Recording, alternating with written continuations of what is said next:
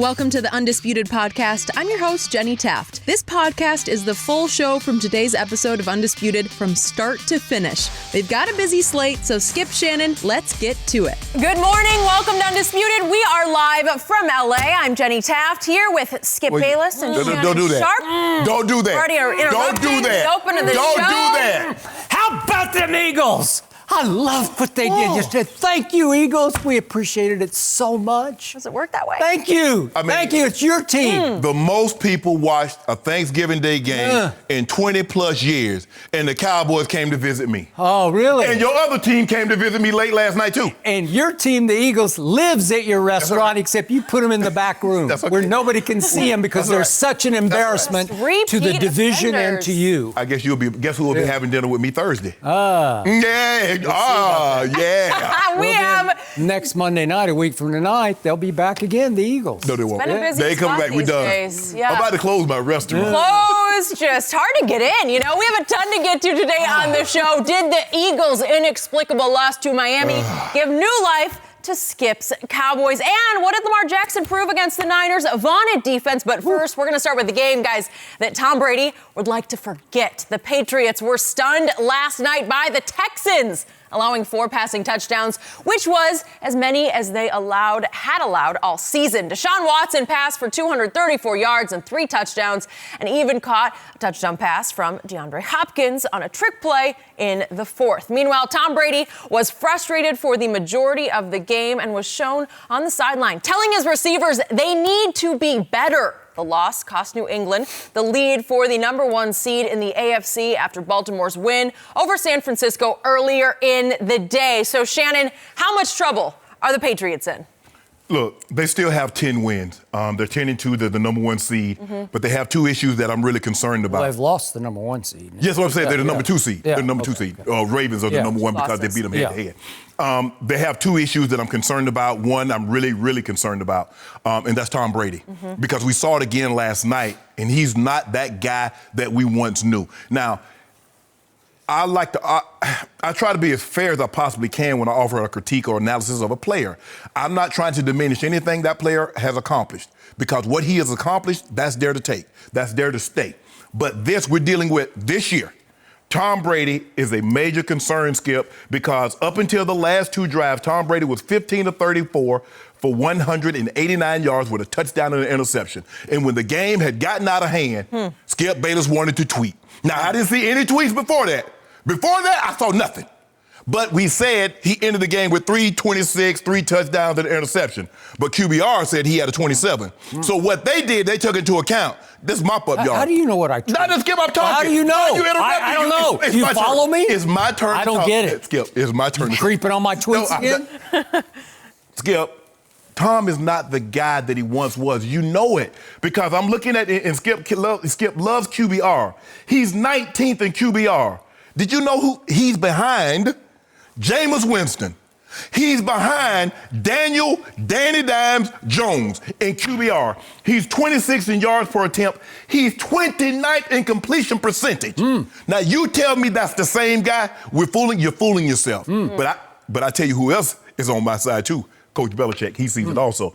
Skip, 2 things that you could always rely on with the Patriots was Tom Brady and field goal kicking. Field goal kicking is the second thing I'm concerned about because they're on their 4th kicker. Once Gostkowski went down, they cut both the previous 2 kickers. One had an appendectomy, and Nick Folk had an appendectomy, and they brought in Kai Forbat, and he shanked a PAT. Hooked it, yep. Go ahead. Skip. Right now, Tom Brady is the grand marshal on the parade. He waving. Because all the heavy lifting is done by the defense. And when he put the ball in harm's way, he put that defense on a short field, and what happened? See, he got to play mistake-free football because the defense is plenty good enough. Now, we saw what happened last night, Skip. At some point in time, you can't just continuously line up in 0 coverage and say, come beat us. Because if the team has some decent receivers and a good quarterback, they can get you.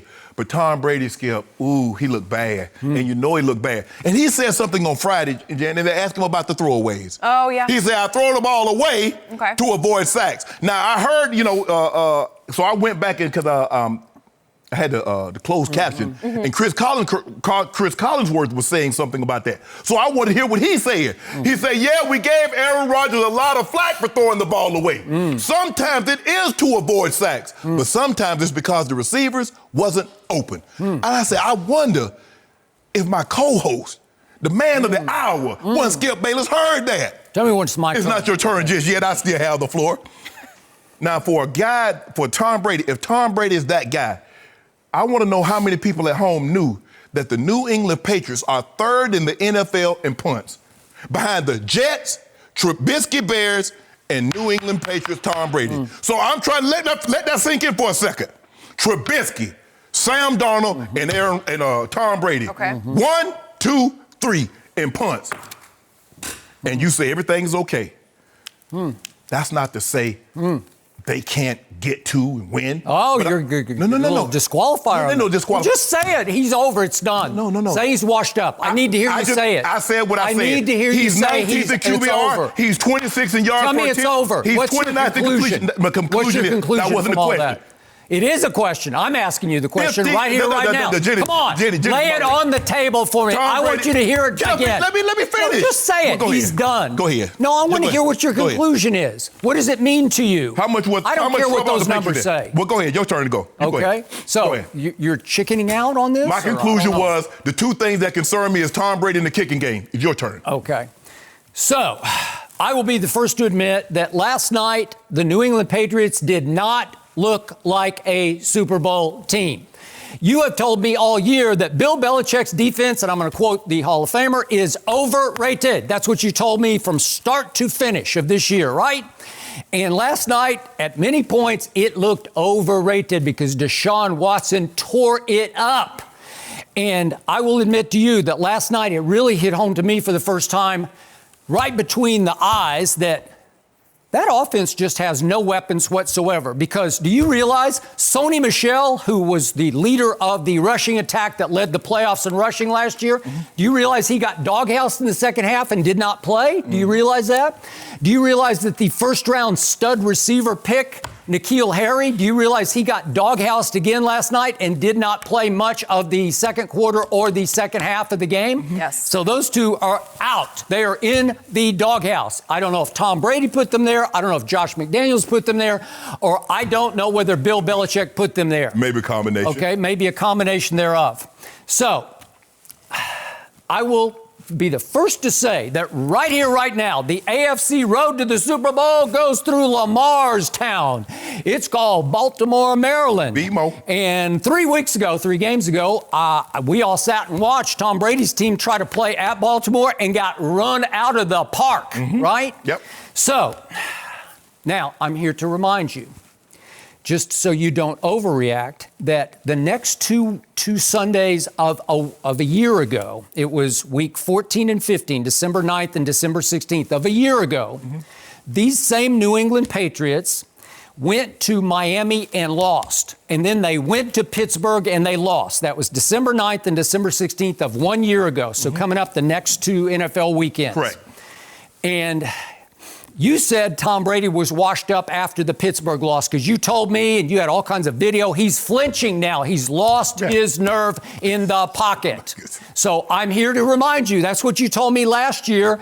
And that was 2 weeks from now within the confines of the NFL season. Was he flinching in the pocket? Okay. Then what happened before? The next thing I knew, you were picking the Los Angeles Chargers to win at New England a playoff game, and Tom Brady just lit them up with 33 of 43 for 343 yards. Yes. So here we go with last night. Tom Brady came into that game last night leading the whole league in completions. Is that good? Does that count? Okay. He also lead the league in pass attempts. Okay. All right. So, is that good? Yeah. Well, again, if you're leading the league in completions as with what I'm about to get to, that's pretty good. So he threw for 326 last night, and he came within a near miss onside kick. Brandon Bolden got a hand on it. Can we see that just to remind people? Maybe a lot of people turned off their TVs, but this is how close it came. Because it was over. Yeah. Oh, was it over? Oh, really? Oh, boy, he got a hand on that one. And if he had pulled that one in, you know what would have happened? Miracles might have happened again in the same stadium in which Tom Brady came from behind, 28-3 to beat Atlanta in a Super Bowl on that same turf. And I would have loved to have seen Tom Brady get one last shot, because in the second half of that game, and especially in the fourth quarter, he finally said, heck with all of you. I'm sick and tired of seeing all of you guys, all my receivers, except for Julian Edelman and little James White. And in the fourth quarter, he just said, I'm going to go back to what I trust and what I know. I'm going to throw it every time to Julian and James White. And here they came. And what Tom Brady pulled off last night. What did he pull off? Was miraculous. They lost. You know what? He has, to my eye, the worst receiving core in all of pro football. In fact, I watched the Dolphins somehow win yesterday, and I thought the Dolphins, to me, Tom Brady could really do something if you gave him Devontae Parker and Allen Hurns and Mike Gesicki, that stud from Penn State that they got in the second round. Yeah. Give him those three guys, and he will start to pop again, because you'd see the old Brady come back alive, because Deshaun Watson's receivers are 5 times better than Tom Brady's. If you gave Tom Brady, DeAndre Hopkins, and Fuller, and Stills, and Fells, and even Duke Johnson, my God, have mercy. But Skip, but here's the thing. This is what I don't understand. They never say the New England Patriots have 6 Super Bowls. They say Tom Brady has 6 Super Bowls. But when things are going, now I want you to understand, he ended with 326. So how did he do that? Were they different receivers in the fourth quarter? No, he just said, I'm going to go back to Julian Edelman and little James White. The 2 littlest receivers on the field, I'm going to throw to them. And hell with the rest of you. I'm just going to throw to those 2 guys, and all of a sudden, it started to happen again. Was Romeo Crennel playing the same type of coverage that he was in the first half and the first 3 quarters? No, okay, he was then. not. So it's trash. It's garbage. Empty calories. Garbage, and it almost calories. came within an onside kick of a miracle. Skip. Woo!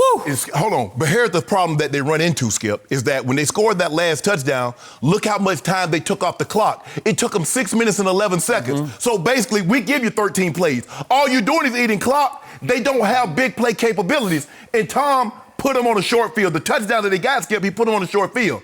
That was a great play. See, Tom put too much trust in N'Keal Harry. Okay, I'm about to get to that. Thank you very much. But I want you to understand that he has gone from Rob Gronkowski to Matt LaCosse starting at tight end. Matt LaCosse got cut twice by the Giants, and he got cut by the Jets, and he got cut by Denver. He's on his 5th NFL team. That's your tight end now, Matt LaCosse. He caught 1 ball last night, and then Brady forgot about him. So let's go to that play in question, because Tom Brady's got one guy who can really run, and he's 6'4" and 225 pounds, and his name is N'Keal Harry, and he can fly. And what happened on the interception in question? Tom Brady goes strong side because he was looking for Edelman, who was bracketed, and then he reads all the way across the field, and his 4th option on the play is the rookie receiver. And he tries to get it to him, and he decides that the rookie receiver does not want the football because he didn't break hard or fight hard for the football. He let Roby run his route. Well, it looks like Roby, you have to realize, Bradley Roby was the 3rd corner on a championship team for the Denver Broncos. Second-round pick, Ohio State. No, he's a first-round pick. First-round pick. I thought he was early second. No, he's a first-round pick. All right. And the thing was, Skip, he jumps inside. He's like, I'm not letting you inside. Nope. So he knows. And that's why you don't, Skip, and I understand that N'Keal Harry is a first-round draft pick, but you have to be cautious when you're dealing with a veteran corner because they know all the tricks of the trade. He's saying, I'm not letting you inside. Nope. And formation says, you know what? When he's at this distance, at the top of the numbers, he normally runs that under route. So under, I'm jumping inside. If he throws it, you're going to hit me in the chest, Tom. Okay, and yet Brady is thinking to himself, that guy is 6'4", 220, and he could just shield off. If he came hard for the football the way he's supposed to, the way we practice it, that's what would have happened, and at least we would have had a knockdown as opposed to an interception. Or then Julian Edelman would have just tackled him. He would have just tackled him. So guess what? That was the one throw to N'Keal Harry last night. And by the way, that was only his 3rd game he's been playing with Tom Brady. Yeah. That was the one throw to N'Keal Harry, and after that, he got no more targets because he got very little more playing time after that play. Skip, the thing is, with a veteran quarterback like Tom Brady, it's easy for him to lose confidence in a rookie receiver because Edelman, if a ball gets intercepted on Edelman, Tom Brady's like, I'm going back to him, but the makeup is different. And so he's going to build back up that trust. It's just going to take some time for them to get that chemistry. Time. Now, let's go to the frustration peak of the night for Tom Brady. It was 3rd and 6 at the New England 45 early in the second quarter. And he has another undrafted free agent named Jacoby Myers running a sort of a broken route in which he was coming back toward him, and Tom wanted him to go because he waves to him, just go, because nobody's home back there. Just break it. You got him. You got him. The scramble rules, general rules, Skip. If you're the closest receiver to the quarterback, you turn and go. Everybody else work their way back towards it. So that sent Tom to the sideline, and he is lecturing receivers about you've got to be quicker, you've got to be faster, you've got to be more explosive. I need separation. If I can read lips, that looks like what he was saying on the bench to anybody who would listen. You got to be faster. Philip Dorsett was kind of within earshot. Edelman was kind of underneath him, but I don't think he was talking to Edelman. I think he was trying to talk to everybody down the bench, and I think that's, to use the old cliche, is trying to get blood from a turnip because they're just not quicker and faster and explosive. They just don't have it. So now let's go to what I thought was the turning point of the game. Houston was up only 14-3 at this point. It's 7:14 left in the third quarter, and it becomes 4th and 1 at the Houston 42. And shockingly, but I thought pleasantly shockingly, they did not run the ball. They went play fake to Mohamed Sanu. So what happens on this play? He got banged. He got banged in the middle of the field by my man Zach Cunningham from Vanderbilt University, but he got away with one because the ball was in the air when he got banged in the middle by the middle linebacker. Okay, so again, that should have been called, or Belichick should have challenged that because I believe he would have won that challenge. But let's forget about that. Sanu does have about a half step on Jonathan Joseph, and the ball hits Sanu right here, and he drops it. Well, he's trying to secure it and give I'll give him some credit. Because, Skip, he didn't give up on the play. Okay, but you have to catch that in what could be, if you could turn it into a 14-10 game. It's a nip-tuck game. Okay, all right. And yet, what am I seeing so far from Mohamed Sanu? Not enough. I see no burst. I see no separation. All the thing is, he's a smaller Josh Gordon. Okay. If you got rid of Josh Gordon, who knew the offense, why would you bring Mohamed Sanu? Maybe, because he can field punts, he has sure hands or something of that nature. So I want to make it very clear. I signed off on this move the day that Belichick made it because he gave a second-round pick to Atlanta for Mohamed Sanu. And I thought, well, he's a Rutgers guy, and Bill loves Rutgers guys. And he's a possession receiver who's got experience and smart. So he'll vibe with Tom right away. He can't run.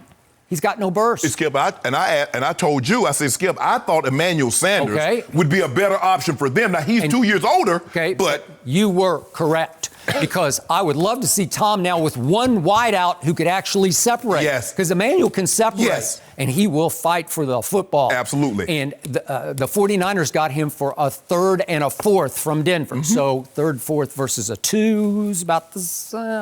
All right. But, Skip, I believe Emmanuel Sanders is better for them because you have another guy that can beat man-to-man coverage. I'm not so sure, other than Edelman, any of these guys can consistently beat man-to-man coverage. And if I'm a team, Skip, look, Julian Edelman's not going to beat me. Tom, you're going to beat me throwing in N'Keal Harry, Philip Dorsett, and Jacoby Myers. If that's how you're going to beat me, I'm not giving you Edelman. I'm just not, because you see, Skip, when he has to pat the ball, when Edelman is bracketed, he has to pat the ball. He's like, where am I going to go now? And that's what I would do. I would force him to go to those other guys because I'm not giving you Edelman because we know what he represents. He's going to fight. This joker's tough. This joker's tough as wet leather. I love his game. I love the way he plays. And every time he catches the ball, he's getting up talking. You can't guard me. No, you can't guard me. That is true. So I credit Romeo for saying, you know what? I'm going to play 6 DBs much of the night. I'm going to have 2 on James White if I need them and 2 on Edelman if I need them. And the rest of you guys, good luck to you because you can't separate. So it brings me to what Chris Collinsworth, and I know you don't listen to the audio, but Chris Collinsworth late in the third quarter had something very interesting to say about Tom Brady's plight and night, if we could please hear that. Tom Brady can go through his progression as fast as anybody. He looked at 4 guys, and 4 guys were covered that time. He gave it the full shot, and the protection is there. He is holding the ball longer than I think he has this entire season, and yet they're not getting the separation. So last night, his protection was better than usual. It hasn't been very good all year, but he got his left tackle back finally, Isaiah Wynn, 2 games ago, and it showed last night because Tom often had enough time to find somebody, but he's padding and he's padding and he's speed reading and speed reading. And if the protection then breaks down, he's got no chance because he has no athletic ability. He's going nowhere slowly. So he did escape one time for 17 yards just because nobody was home over on the right side of the field. But the point was, nobody could separate. No. And he was getting more and more frustrated until finally, at the end, I thought Romeo did back off some, but you got to see some vintage Brady because he just said, okay, James White, you're in the game. I'm going to run it with you, and I'm going to throw it to you. And James White dominated. He played 44 snaps in the second half, and Sony Michel went to the doghouse. N'Keal Harry went to the doghouse. Right. And all of a sudden, it was Edelman or James White or bust. And you got to see a little flashback to how they came from 28-3 down in the Super Bowl on that same turf against Atlanta. Right. Because he got cooking in the fourth quarter. By hook or crook, he was cooking. Right. And they got within that onside kick at the end of the game. And I thought maybe he decided, okay, this is what I'm going to have to ride with the rest of the year. So you tell me, can coordinators come in? Do they listen? Houston's secondary is loaded with first rounders and second rounders. All over the map, you're just, oh, he's a first rounder. He's a second rounder. He's first. He's second. Well, they're so good that if you put all of them on the field at once and you take away a lot of slow receivers from Tom Brady, I don't know how he could do much better. And they got the Hargraves kid that Tampa released. That's what I'm saying. And, you know, Jonathan Joseph was a former first-round pick. I think he was a first-round pick of the Bengals. Yep. And Roby was a first-round pick. So I just think the thing, Skip, is that once they got this, like nothing cheap, nothing deep. If you want to nickel and dime us and go down the field and eat up 6 minutes of the clock, so be it. But that's what makes it so hard for them. You see, it takes them 13. It takes them 14, 15 plays. And at some point... No weapon. There's no real deep threat weapon. No. And it got so bad and so sad later in the game. Guess who was tweeting from his couch? Antonio Brown was saying, still I rise. And then he said, retweet, put AB in this game. Well, it's so delusional. Are you just going to snap your fingers and, like, put him back in the game? Well, that'd be great. Yeah. Tom Brady would love that. They would. But let me ask you a question. You think the NFL is having a conversation about Antonio Brown? No. Feels like old news. No. Well, what's he doing? Well, what are you doing? Thank you. And I'm sure Tom Brady will retweet this. I don't know if he did when he got home. He'll retweet it. He'll like it. He might. But he'll do it all. And it matters none. Until that Super Bowl is played in Miami, which is the 100th anniversary of the NFL, it is not AB is out of sight, out of mind. Okay? So my final takeaway from last night is I still wonder, because it still bubbles under the surface, the Brady-Belichick rivalry and conflict. I just wonder if on the team plane going home, if Tom Brady sat back and wondered if his coach is once again trying to sabotage his chances of succeeding this year. Mohamed Sanu, really? That's all you got for me? And what else? Matt Lacoste, that's all you got for me? Well, Coach Belichick says, I'm not mortgaging the ranch to get a guy that I'm not going to have here next year that's 42 years of age. I'm not giving up all that. Okay, but a 2 is pretty much to give up for a... It was. Like I said, I thought Emmanuel Sanders would be a better option for them because he can play the slot and he can also play outside the numbers. Yeah. Well, I don't know. All that withstanding, Coach Belichick might be sabotaging. You can't look at 12 and say that's the guy that you know and love for the past 18 years. In the fourth quarter, maybe even the last quarter and a half of that game, I saw the old Tom Brady. They backed off. Yeah. They backed off. Okay. They backed off. Say, go ahead, have all that. But when they were coming, the first, when the score was 14-3, 14-9, he had an opportunity to do all that. Yet he did none of that. Skip. Well, he had an opportunity against Atlanta in the Super Bowl. We're talking about Atlanta. What he did there. See what you keep going back to? I'm not trying to take that away from him. But his history is that's what he does. What his history? Guess what? He was down. Wait a second. He was 24-14 down to the Legion of Boom going to the fourth quarter, and what happened? Yeah. See, that's what is his history this year? In the AFC Championship game against Jacksonville 2 years ago, I'm telling you what he's made of. What's his DNA? What is his DNA this year? DNA is he just did it again. He just came back. Look, there have been great guys before that could summon, and that's the thing, Skip. He can't summon this on a regular basis like he once could. That's all I'm saying. He's still great, but his greatness comes in spurts now. It doesn't show throughout the entirety of the game like it once did. And that's what I'm telling you about great players. Wow. Okay, so after I watched Kansas City demolish Oakland, Did I think, KC? boy, it's going to be tough for New England to beat Kansas City even at home? Yep, it'll be It will tough. be hard. Would I bet against them?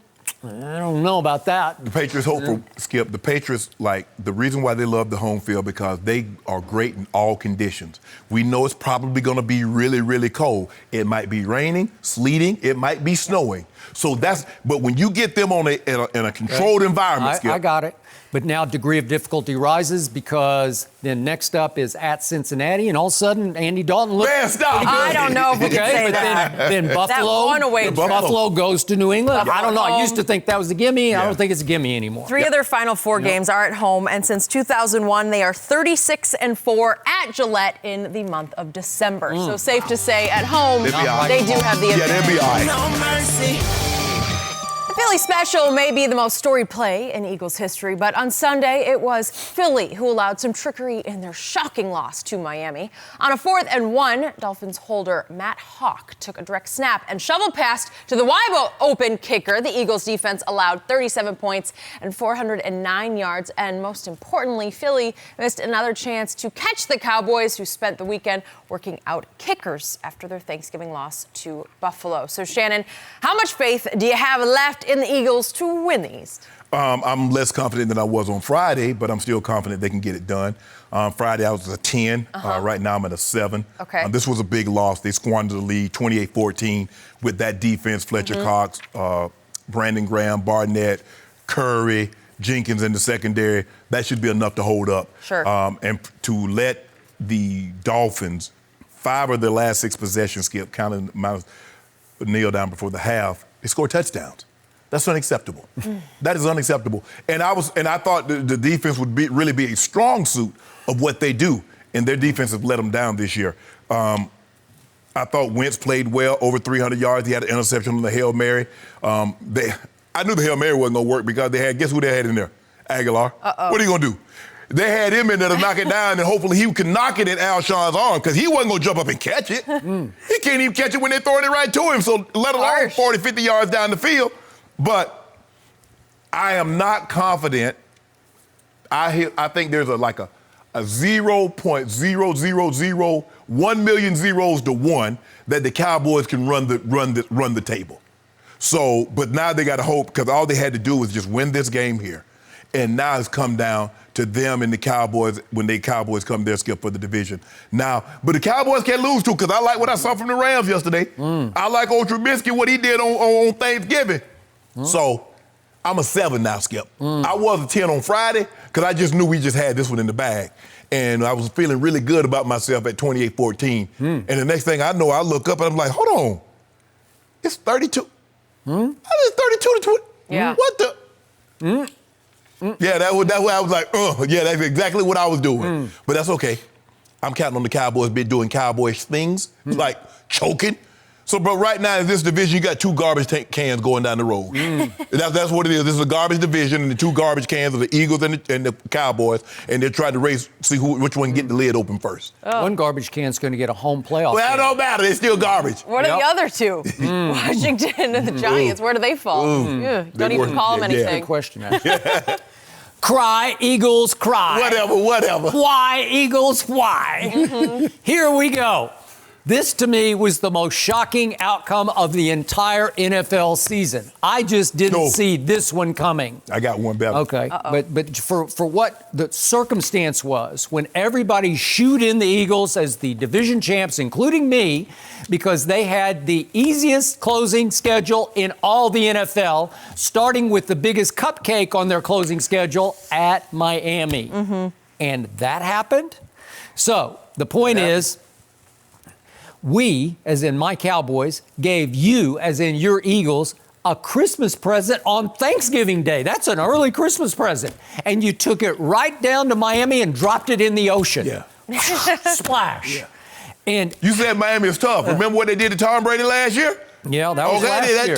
That was last year. Remember what Lamar did to him on opening day in his hometown back in Miami? They're better than that now. Okay, I guess they did. They got rid of everybody, and now they're better than that. I don't know.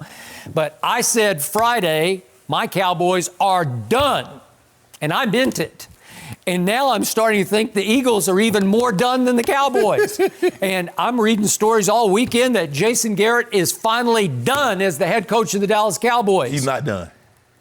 Well, maybe he's not if his team runs through the door that the Eagles keep opening and runs right into a home playoff game and somehow wins the home playoff game. Crazier things have happened. True. But this might have been the craziest from my point of view because I'm with you. I'm flipping back and forth on this one because I don't want to watch it because I don't want to jinx it because it got off to a horrendous start because Fitzmagic throws an interception on the second play of the game that immediately gives Wentz an easy touchdown. Mm-hmm. So it's 7-0, then it becomes 10-0. And they even onside kick to start the second half because they got nothing to lose. And they blow that, and all of a sudden, it's 28-14 early in the second half. And I thought, well, that's done, so I turn it off. I'm going to watch this other game. I'm going to do this, and I'm going to do that. And all of a sudden, I'm looking at the score on my computer, and I'm like, what? Wait a sec. What just happened? That's what I was thinking, too. Go back. They gave up 23 unanswered points. Mm-hmm. Just when I thought it was safe to proclaim the Eagles' defense back, because that unit against Seattle, that unit against New England looked really good to me. It looked like it could hold up its end of the bargain. It was Carson W-I-N-C-E that I would have the least trust in. But yesterday, he played well. Wait a second. Ryan Fitzpatrick went for 365 and 3 touchdowns? Skip, he's capable of having one of those games. You remember how he opened the season last year with those back-to-back 400? He's capable. True. Well, he had one of those Fitzmagic games. Magic. And I'm looking at all the projections, all the websites, and now everybody all of a sudden has my Cowboys like a 60% chance to win the division, and your Eagles 30%. And I'm saying, how can I justify that? Hold on, Skip. What other 10? Washington, the Giants. Washington's getting a little bit of love because all of a sudden Washington came back to life running the football. Their young quarterback, Dwayne Haskins, had a grand total of 10 QBR yesterday. But between Darius Geis and Adrian Peterson, they're just running wild. 10. Yeah. Woo. So suddenly they're a little tiny bit of a factor. So I look at the schedules and I say, do I trust my Cowboys this coming Thursday night to go up to Chicago and win? I don't. Honestly, I don't. They're still, yet again, a 3-point favorite at Chicago. They've been favored in every game the whole year except the one at New England. Just that game, and they covered that spread. So what to make of that? I don't know. I don't trust it because Trubisky looked pretty good in the fourth quarter against Detroit on Thanksgiving.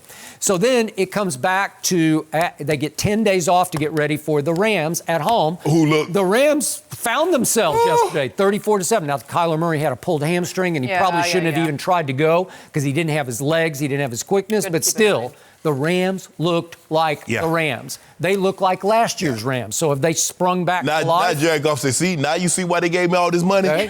So a week from tonight, the Eagles are back home to play the Giants, who have lost 8 straight games. Oh, my goodness. 8 straight games.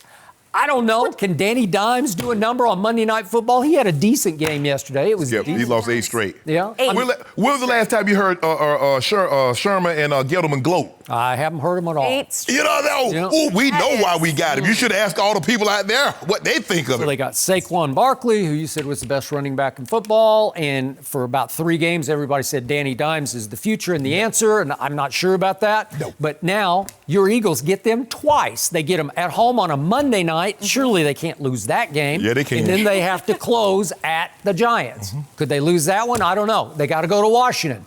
Tricky game, maybe, kind of interesting. I don't know, maybe. Yeah. Right? Hey, look, Skip, one to 2 games a year, maybe a third, Ryan Fitzpatrick says, man, you know what? I'm in the NFL. Today's the day. You know what? I'm going to do something special today. And he has a game like this. Skip, remember last year he opened the season when he was at Tampa, and he went to New Orleans and hung 40-plus on them. And so he had back-to-back 400-yard games. Like, And he's like, oh, Tampa's going to do it. And then he all of a sudden I am Ryan Fitzpatrick. There's a reason why I've been on 12 different teams. When he's on, he's on. He can light you up. Okay. So my bottom line from my Cowboys is the one game left on the schedule that I have the most faith in them winning is, this is just me, at Philadelphia. I just believe they like to play the Eagles. I think they might have the Eagles' number. No, you don't. Again, they don't have anybody else's numbers because they haven't beaten one team with a winning record so far. And yet, at that point, Philly may not have a winning record the way it's going right now. Well, they can't have a winning record. You guys ain't going to have a winning record either because you're about to lose this week. Okay. Well, you could be right about that. I am right. Ain't no could be, I am. Okay. But I'm looking at what happened yesterday, and it came all the way down to a play made by a guy you might know pretty well. It was a 2nd and 10 at the 13 in the second to last Eagles possession, and they were driving, and I thought they were going to score a touchdown, and that would have made it a very different game. And guess what happened? Wentz rolls out. It's Taco Sunday. Taco Charlton got him. It's a sack by Taco. He got him down. It was a fumble. Way to go, Taco. Remember Taco? Taco Sunday. We got about six sacks with the Dolphins. Ex-Dallas Cowboy. I miss it. Y'all ain't know how to use taco. Well, I think we did. You know, y'all were using I told you I wrong kind of condiments on the taco. Yeah. That's what it was. Yep. Well, guess what? It ain't over yet. Mm-hmm. Thanks to your Eagles, because I'm starting to think that the Cowboys somehow are even a little better than the Eagles, and I don't know how. So in other words, your Cowboys could possibly back into the division. I just think they can win December 22nd at Philly, and I think they can beat the Redskins the last game, and that may be the 2 games they win. And now it's up to you guys to take care of your business. I'm thinking 9-7. I'm thinking Eagles go 9-7. You guys will be 8-8. Okay. Well, right now they're 5-7, so they're going to have to win 4 in a row. Running the table. 4 in a row. Run it. Really? Okay, running the table. I'll take that for a case right Eagles now. Eagles going division hunting. I got it. You want that? You already owe me a couple of cases. For what? New England lost. Oh, we didn't bet a case on that. You didn't bet me. I tried to get you. I said, do you want a case? I picked them. Okay, you picked the Texans, but I said, do you want to? I pushed you to take a case, and you said no. You should give me 2 cases because I picked the score that New England was going to score. Yeah, you did get the score. You get no cases. I don't get nothing. You'll like it. Oh my God. Yeah. But well done. We can give you a congrats. Okay. I don't know what else to tell you. I mean, once in a while, you need to write the Eagles a thank you note. Yeah, so far it's really a long ways to go. No, you ain't writing nothing. You go, okay, all that cry Eagles cry. I saw you smiling. Okay, I want you to remember that. Smiling about it. All that cry Eagles cry. The Beagles. The Beagles. You gonna remember that. Yeah. You remember that. Eagles, and they responded by going to Miami and losing to the Dolphins. Way to go. Okay. Thank you. No mercy. Are you ready for what's ahead? You can't always predict the future, but you can game plan for it. Generations of families and businesses have harnessed the power of Pacific to help them reach their unique goals. Whether you need to save enough money to meet your needs, ensure your family is protected, or make sure you don't run out of money, Pacific Life has a variety of financial solutions that can help. Pacific Life counts more than half of the 100 largest U.S. companies as its clients and has been named one of the 2019 World's Most Ethical Companies by the Ethisphere Institute, protecting what matters most to people for 150 years and counting. That's the power of Pacific. Ask a financial professional about how Pacific Life can help you game plan for your future, or visit www.pacificlife.com. No mercy. Shall we talk about the Ravens? How about that? They got a hard-fought win over the NFC-leading 49ers as Justin Tucker nailed a last-second field goal in the rain. And after another 100-yard rushing game for Lamar Jackson, he is now just 62 yards short of Michael Vick's single-season quarterback rushing record. If he continues at this pace, he should easily break that mark against the Bills next week. So, Shannon, how impressed were you with Lamar? I was very impressed. Given those conditions, Skip, I mean, it rained basically the whole entire game. I'm talking about heavy rain throughout the first 3 quarters. And his ability to throw the football in those conditions is obviously very difficult to catch because not only is it raining, it's also cold. There's no worse feeling than being wet and cold. I mean, give me one or the other. Either, I like Miami, It's the worst. Yeah, Miami rain, Skip, that's warm rain. But you get up wait a second. You didn't say that after Dallas played at New England. You said, oh, come on. It's the elements. You just got to go play in the elements. Did Lamar do that? Huh? Did he do that? Yeah, he did. So were you impressed with Dak? I didn't think so because he didn't. Oh, thank you. Wait, hold on. Dak Prescott threw for 110 in the fourth quarter at New England in a driving rain. And called an L, and my guy beat him. Okay. Your guy is my guy. No. Yeah. And he threw for a grand total of 105 yesterday in 4 quarters. Yeah, but how many yards rushing did Dak have? Well, they don't let him. Yeah. Oh. If they let him, Not lately. he's not Lamar, but he could get 50. Well, my MVP candidate now, Lamar Jack. Yeah, after you switched a week ago, after you kept saying it's Russell Wilson. I mean, considering he beat the Patriots, he's beaten Deshaun, he's beaten everybody, Russell, and he's beaten Tom Brady. Yep. But Skip, look, his passing numbers are not going to wow a whole lot of people yesterday, but he did not put the ball in harm's way. Now, he did have a costly turnover because it looked like they were going in to put the nail into the coffin. But the guy made a heck of a play. Give him credit, he made a heck of a play. But some of the things that he's doing, Skip, that move that he put on that DB, if you watch Lamar Jackson, he's not looking at the DB. He's like, I already know you can't tackle me. I'm worried about where your help coming from. And what do I need to do after I beat you and make you look foolish? Skip, he never makes eye contact with the guy. He doesn't even look at him. He's like, okay, you already done. I ain't even worried about you. He broke both his ankles.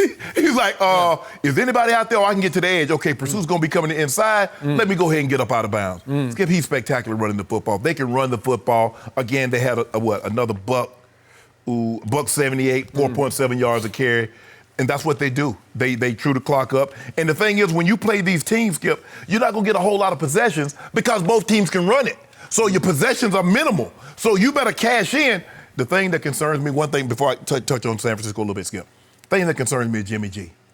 I think he's a weak link of the team because he's that one turnover. And in the playoff game, the point turnover is all you need. But Lamar Jackson was very impressive. He did nothing to hurt his chances. I still believe he's the MVP front runner. Now, Russell has the stage all to himself tonight against Minnesota. He can have something to say about that. He could. But Lamar Jackson, Skip, he was spectacular yesterday given the circumstances, and he's got a win. I mean, that was a 10-1 ball club. He just handled a 10-1 ball club, a loss. He handled an undefeated ball club, a loss. He handled Russell Wilson, a loss. Deshaun Watson, a loss. Those are all those guys are division leaders that he hung losses on. By the way, the quarterback you just proclaimed, the weak link of the San Francisco 49ers, was the same quarterback that Bill Belichick wanted to go forward with 2 years ago as the quote-unquote next Tom Brady. Yeah, he'd been right to do so. Really? Yep. Would he not have become the weak link of the Patriots? No. He wouldn't turn it. They wouldn't put him in that situation.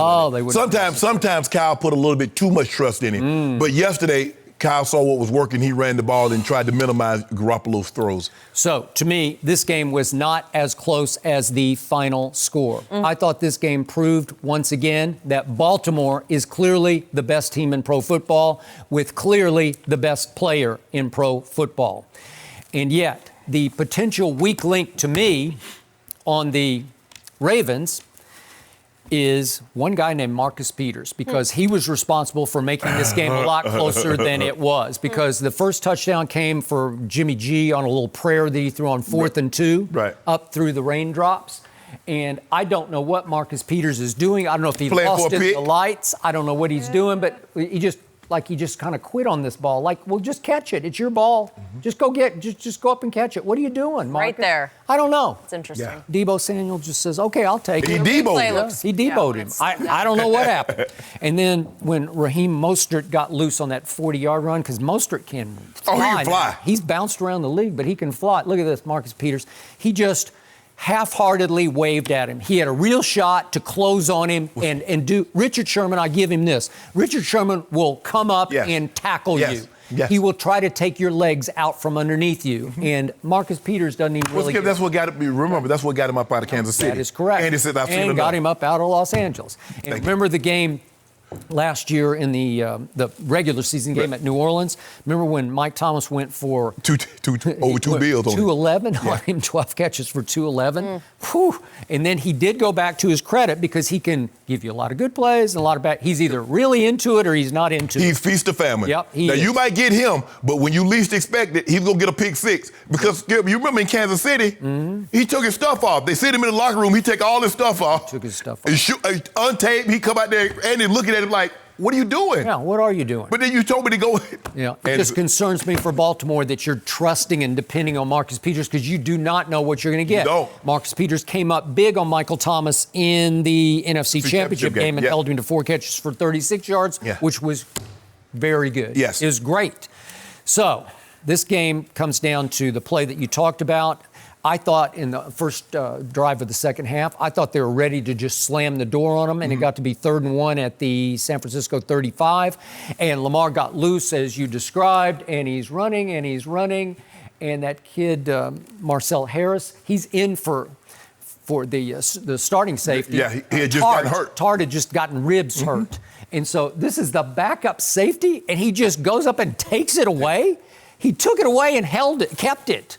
He didn't just strip him. He took it. He took it out of his arm. And the thing is, Lamar has to understand, Lamar reminds me of another guy that only carries the ball in his right arm. That's Emmitt Smith. Emmitt was right-handed, but if you notice, he's like, I covered it. He said, I always felt, I asked, I was like, Emmitt, what? You're right-handed, bro. He said, I always just felt comfortable with the ball in my left hand. And Lamar must understand, the defender's out there. You can't put the ball, now if the ball's here, doesn't happen, but you got to give it that because he feels comfortable with the ball in his left arm. But the guy made a heck of a play. Give that guy credit because he made a heck of a play. He could have just went for the tackle, Skip, but he says, nah, I want the ball too. So this game was closed by the runaway, to me, MVP, Lamar Jackson. The last 6:28 of this game, he put on a masterpiece because he just said, you can't have the ball back. And they faced a 4th and 1 and then a 3rd and 1, and he just said, I got this. And Skip, they use heavy analytics because you notice, Skip, if they get that ball at the 45 going out, they going for it on 4th and short. Sure. Because I guess they said a 4th and with this guy at quarterback is basically a 50-50. So they're like, we're willing to roll the dice because you see them go for it. They're going for it more and more on 4th down, especially if it's 4th and close. And how do you defense it? Because you got to worry about him leaving the ball in the belly of Ingram or Gus Edwards, and you got to worry about him pulling it, or you got to worry about him. They run a power. Skip, they run power. Where they pull somebody and lead the tight end and the running back, and Lamar is following them. Skip, I've never seen anybody step through the line of scrimmage like this kid and put his foot in the dirt and get gone like he can. I've never seen it. And Vic was special running the football, but this kid might be better than Vic running the football right now in his second year. He just runs stronger than Michael was able to run. Michael seemed like a smaller man. He just was a smaller man. He was a smaller man. But the thing that's so special about him, Skip, is that he has wiggle. See, Michael had straight line speed. Once Michael got ahead of steam, it was over. But this kid is shaking like 2 or 3 guys before he can get to a head of steam. Man, he was unbelievable yesterday. And I'm glad people got it. I just wish the conditions were, so we really could have saw a show, Skip. And I picked the Ravens to win by 3 points, but I thought it would be higher scoring. And I believe the game would have been higher scoring had the weather cooperated. But for what he's been able to do and the teams that he's beaten, Skip, he ain't, he beat Cincinnati and he did this. Skip, New England, San Francisco, Seattle, and Houston. It's impressive. I mean, you think about what have they lost? They lost 9 games total. So that's 2, 9 games total. Okay.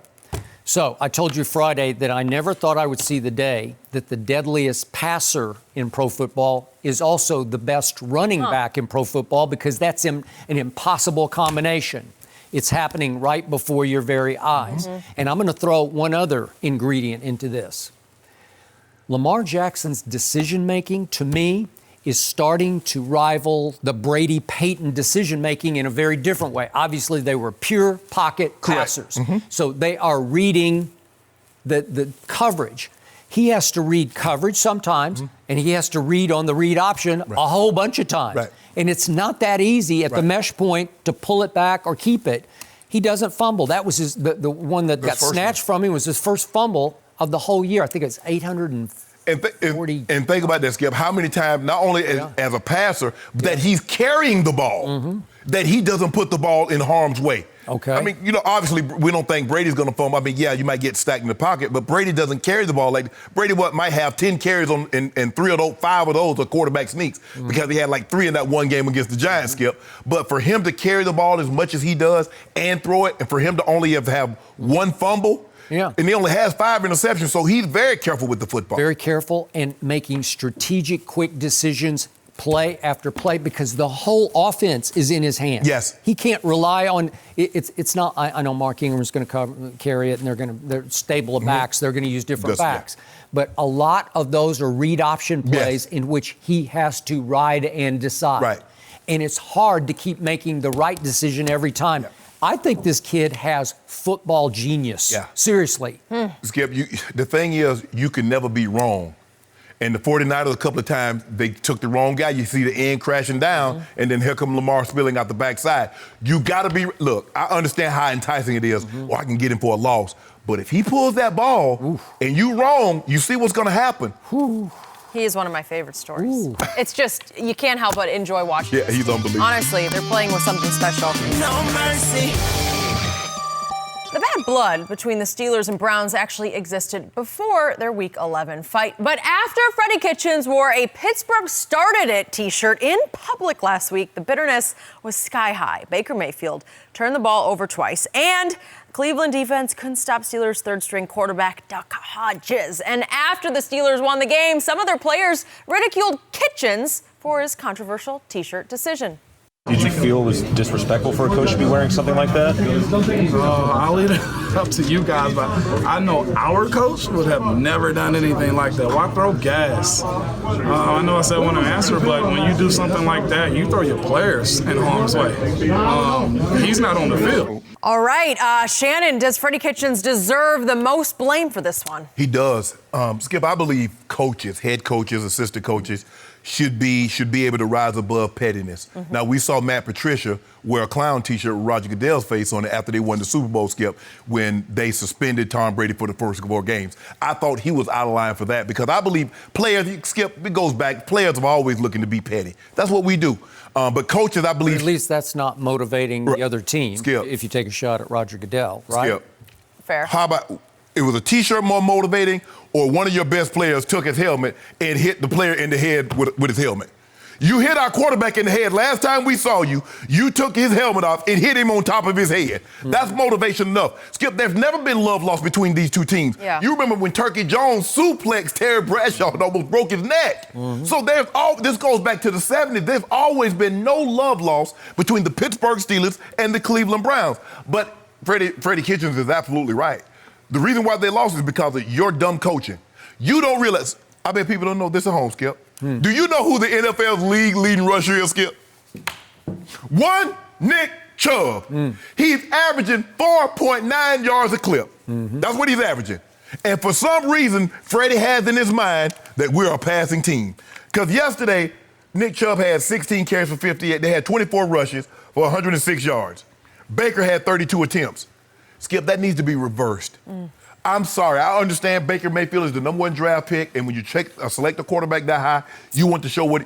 But right now, Skip, Nick Chubb in the running game is the way the Cleveland Browns can win games, not Baker Mayfield throwing the football. Skip, it's hard for me to. And I've been trying to go back, and me and my chief research guy, Steve Owens, we were looking. I can't find a guy that's regressed more from first year to second year than what Baker Mayfield has done. Really? You remember we had this discussion early in the year. Who would you take? I said, I think I'll take Lamar right now. I tell you another guy. I think Josh Allen has passed him. The guy out of Buffalo has looked better than Baker Mayfield has this year. Skip, last year he was what, 27 and 14, 28 and 14 touchdown interceptions? He's 15 and 14 now. He has as many interceptions with 4 games remaining than he had all of last year with 13 fewer touchdowns. Now, you think he's going to throw somewhere between 3 touchdowns over the next average 3 touchdowns over the next 4 games? I don't think so either, Skip. They need to run the football with Chubb and Kareem Hunt. That is their recipe. But for some reason, you remember Freddie Kitchens, my job is to keep everybody happy, and I can do it. No, you can't. And Skip, before I say it, before I turn it over to you, this Odell situation hasn't worked. Nope. It has not. I'm not looking to place blame on anybody. Clearly, the Giants wanted him out of their locker room, and Cleveland wanted a playmaker for Baker. But it hasn't worked. I recommend the Cleveland say, you know what, we're going to try to get our first-round draft pick back. I'm going to try to move him. Wow. It just hasn't worked, Skip. It hasn't worked. Through no fault of his own, because I believe Odell is working hard. He's trying to get open. But it has not worked for either party. Has not benefited from this relationship. And so we need to terminate this relationship as soon as possible and move our separate ways. But Freddie Kitchens is the main reason this thing is going sideways. So I'm going to address your first point about not running the football enough. Remember, Kareem Hunt is now in the mix, and it's mixing up the mix even worse because he did give him 7 carries. So they ran the ball 23 times. Baker ran it once. I think that was probably a scramble. Yeah. But the point is that's 23 runs versus 32 passes, which isn't nearly as out of balance as you would think. Right. But the point is, you are right about Odell because they keep trying to fit square peg into the round hole of last year when he was spreading the ball to a bunch of no-name receivers and they were shocking the NFL. And they beat the Ravens last year, and they took everybody right to the wire and had a bunch of big wins last year that put them on the map. And then when they got Odell, it was like, it's over. No, it was over when they got Odell because they plummeted with Odell. And I agree with you, because now when you put Kareem Hunt in there, I'm looking at Baker double clutching. He's like, do I throw it here? Do I throw it? No, where do I throw it? And he has to try to get his friend Odell in the mix. But yesterday he threw him 6 balls and he caught only 3 for 29 yards. And one of them was 19. Not good enough. It's just not good enough. And yet, this is my big picture takeaway from what I saw. And I tweeted this right after the game before I saw Pittsburgh's reaction. And I thought this on Saturday when I first saw that it happened. I believe that this game, in the biggest picture, was lost on Friday night in a movie theater in Cleveland, Ohio. And it was a beautiful day in the neighborhood playing there, and it was a beautiful day maybe in that Cleveland neighborhood, but it wasn't a beautiful day in the Pittsburgh neighborhood, because Freddie Kitchens has to know you have to be smarter than that as the head coach. You're the head coach. What's he thinking in this, cell camera age that we're in? Thank you. If you wear that T-shirt out to a movie theater, what's going to happen? What's the win? What's going to happen? Somebody's going to want to take your picture. You said, well, I had it, my jacket zipped up. Well, you didn't in the picture because you can see. So now parents listen to kids. My daughter wanted me to wear the shirt. Oh, so that's the new thing now. Parents are listening to kids. You're going to put your football team at jeopardy to please your daughter on what was your birthday, actually. It was his birthday celebration. You can't tell me that he knew exactly what he was doing. That's what happened. Because you know what they wanted to do, Skip? This was supposed last week. After this, what happened? Because they won the game after the Pittsburgh fiasco. His shirt was intended. They started us on this run. Mm-hmm. Pittsburgh started it. Mm-hmm. That's what that T-shirt is encapsulating. Yeah. Okay. No, they didn't. This thing was over before it got started. Do you think it would motivate his own team by wearing the shirt? Like, is that what backwards thinking? He thought it could help My them? takeaway is his ego has become as big as Odell's or Baker's or Jarvis's or anybody else on that team. He has gotten swept up in being the new head coach of the IT team that was the Cleveland Browns, but not anymore. Yeah. Right? Yeah. And it's gone to his head because if you say, I had my jacket zipped up, well, if somebody wanted a quick pick, you just keep your jacket zipped up and nobody's going to know. Hold on, Skip. You remember they asked him last at the press conference? And he says, nobody's happy with winning 8 or 9 games. We're going to win the Super Bowl. We're thinking Super Bowls. Yeah. You're going to be happy to win 8 games this year. You'll be pleasantly surprised if you can get to 8. That is true. So I loved what the Steelers said because they were exactly right. This was nothing but bulletin board material. And even David DeCastro was saying, there's a lot of bulletin board material in there. Of course it's going to motivate us. Well, it did, because the truth was, if we're just talking about the Myles Garrett incident in and of itself, Pittsburgh, they didn't start that. Myles Garrett started that. So what are you saying? I don't know. You could say it with the penalties that occurred earlier in the game. They started us on this. Pittsburgh started us on this playoff push we're about to make. Right. So it looked and they ended it too. To my eye, it looked like the Steelers came out playing with far more emotion because, remember, they didn't have Juju. And James Conner. They didn't have James Conner, and they obviously didn't have Mason Rudolph, who got benched, but they didn't have Ben Roethlisberger. They're playing with both hands tied behind their back. They got Duck at quarterback, and what's left? Duck beat you. Okay, beat Duck you, Baker. Beat you. And they just came out playing with more emotion, especially on defense, because they wanted to put Freddie K back in his place. And guess what they did, Skip? They had 32 rush attempts with 21 pass attempts. You see what they like? No. We're going to minimize Duck throwing the football. Skip, I get it. Baker's is the number 1 overall pick. He's the quarterback. The natural inclination is to have him throw the football. But you're better at running it than you are throwing it. So who cares? Let Baker get upset that he's not throwing 35 times a game. Let Jarvis and Odell get upset that they don't get 10, 12 targets a game. You're winning. So, okay, you give all these targets away. Jarvis Landry had 11 targets, but he caught an L. Odell had 6 targets, but he caught an L. At least it's easier to stomach, Skip, if we win. Like, okay, I can't complain. We did win. But you getting all these targets and what? What do I got to show for it? Brady, you know you about to lose this job, right? He's going to lose his job. You do know that. Yeah.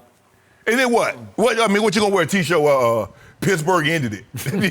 He gonna put that T-shirt on. He gonna put that T-shirt on. Started it and ended it. Unfortunately, that may be the case. This Freddie K experiment has not gone according to plan. A head coach, you got on a T-shirt like that. Skip a high school. I don't even know if a high school coach would do that.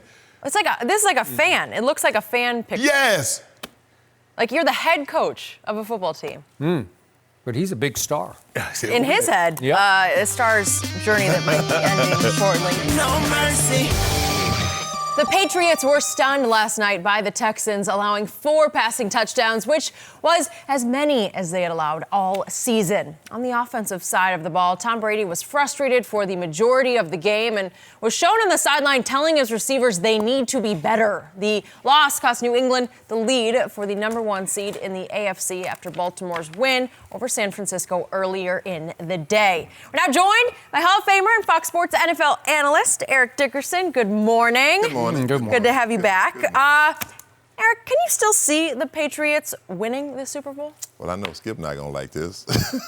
First of all, I never thought they were going to the Super Bowl this year. No? No, I never did. You know what I'm saying? When something's too good to be true, it usually is. Okay. They were looking too good. Patriots usually start off kind of slower. They look just okay, and I'm like, I think it's going to be a team that just going to come out of nowhere, that's going to possibly be in the Super Bowl this year. I never thought the Patriots, because when I look at the Patriots, they don't have the weapons that they've had before. I mean, the system is still there, but, if you stop James White and you stop Julian Edelman, who do they have? Sanu can get no separation. If they had AB on that football team, this would be a whole different football team, especially offensively. Yep. And defensively, they're good, but they're not great. I think they're 5th in the league in punts. Now, you think about it, when you punt that many times, when you punt that many times, you punt that many times, your defense like, hey, man, you got to get us off this field. It affects you. Yeah, we chasing these guys all over the field. So, for me, I just never thought the Patriots were going to win. I could be wrong. I could be wrong, but I'm going to stand by I never did, and I don't think they're going to make the Super Bowl this year. I think they can, but it won't be Tom Brady as the MVP. The strength of this team is the defense. And if you look at them, like I said, I told Skip earlier this morning, he got upset. I said, right now, Tom Brady's the grand marshal of the parade. He ain't doing no waving. And all the other guys, the defense, they're doing all the heavy lifting. Because you see, and when you keep punting the ball, I don't care how great your defense is, keep putting them out there on the field. And you'll see what happened to them. And we saw that last night. Punt, punt, punt, and next thing you know, big play, big play, big play, big play. It wore them down. And plus, eventually, Skip, you got to disguise some things. You just can't line up in the cup. They just line up and say, no, we better than you guys. It reminds you when you playing the Raiders in Kansas City. They had those lockdown guys. Okay, we're going to play man coverage, so what? We lining up in it. Come beat us. But, Skip, I get what Tom Brady has done. The Patriots have won 6 Super Bowls. In a lot of those games, Tom Brady has been second to none. But at this year, Skip, he's 19th in QBR. And Skip like, well, he's number 1 in completions. He's number 1 in, completion attempts. That's like saying James Harden has made more free throws than anybody this year. He's attempted more, so that should be a pretty good trade-off. Well, if LeBron attempted James Harden, he wouldn't come close to that. We ain't talking about right? Thank you. You always try to get a shot at him. Get in there. It's not about LeBron. You asked for No, I did not ask for anything. Throws its way in. Right now, Baltimore looks like the best team in the AFC. They can run the football, obviously, with that 3-headed monster, Lamar Jackson, Gus Edwards, and Mark Ingram. Their defense is plenty good enough. They get enough pressure. They got good corners. They can D you up. Considering that, like Ed was saying, they don't really have anybody outside of Edelman in the receiver court. Now, James White is out of the backfield, and so the thing for what I would do for him is that I would make him stay in and block. So I bring the extra guy because, see, they snuck him out the other day, and then Bradley Roby come right up the gut and get a sack. So that's what I would do. That's you have to force him. Skip, you got to force him to block because he's really dangerous. He gets matched up on a linebacker, he's going to win 9 times out of 10, and Tom's going to find him. So Brady is not that same guy that he once was, and we're starting to see it. It's apparent. It's obvious to everybody. It was apparent to Pro Football Focus last night because they gave him 27 QBR. Well, that's it. 27. That's ESPN. Oh, yeah, they gave that. They gave that. Oh, they finally did something right, House Gill. They gave him 27. I mean, he's 19. Skip ain't tell you that, huh? He's 19th in QBR. He don't like that kind of Danny Dimes, who's lost 8 straight games, Jenny. I know. I know. And the turnover machine known as Jameis Winston got a higher QBR than Skip guy. Now, I don't even know why I brought them into this fracas because it's not their fault. It's not their fault that Tom Brady gets all this praise from you. So he haven't deserved it this year. I ask you one last time. Is he done? Is he washed? He's as washed LeBron in would New say. England. He's washed in New England. Is he washed for the rest of this football season?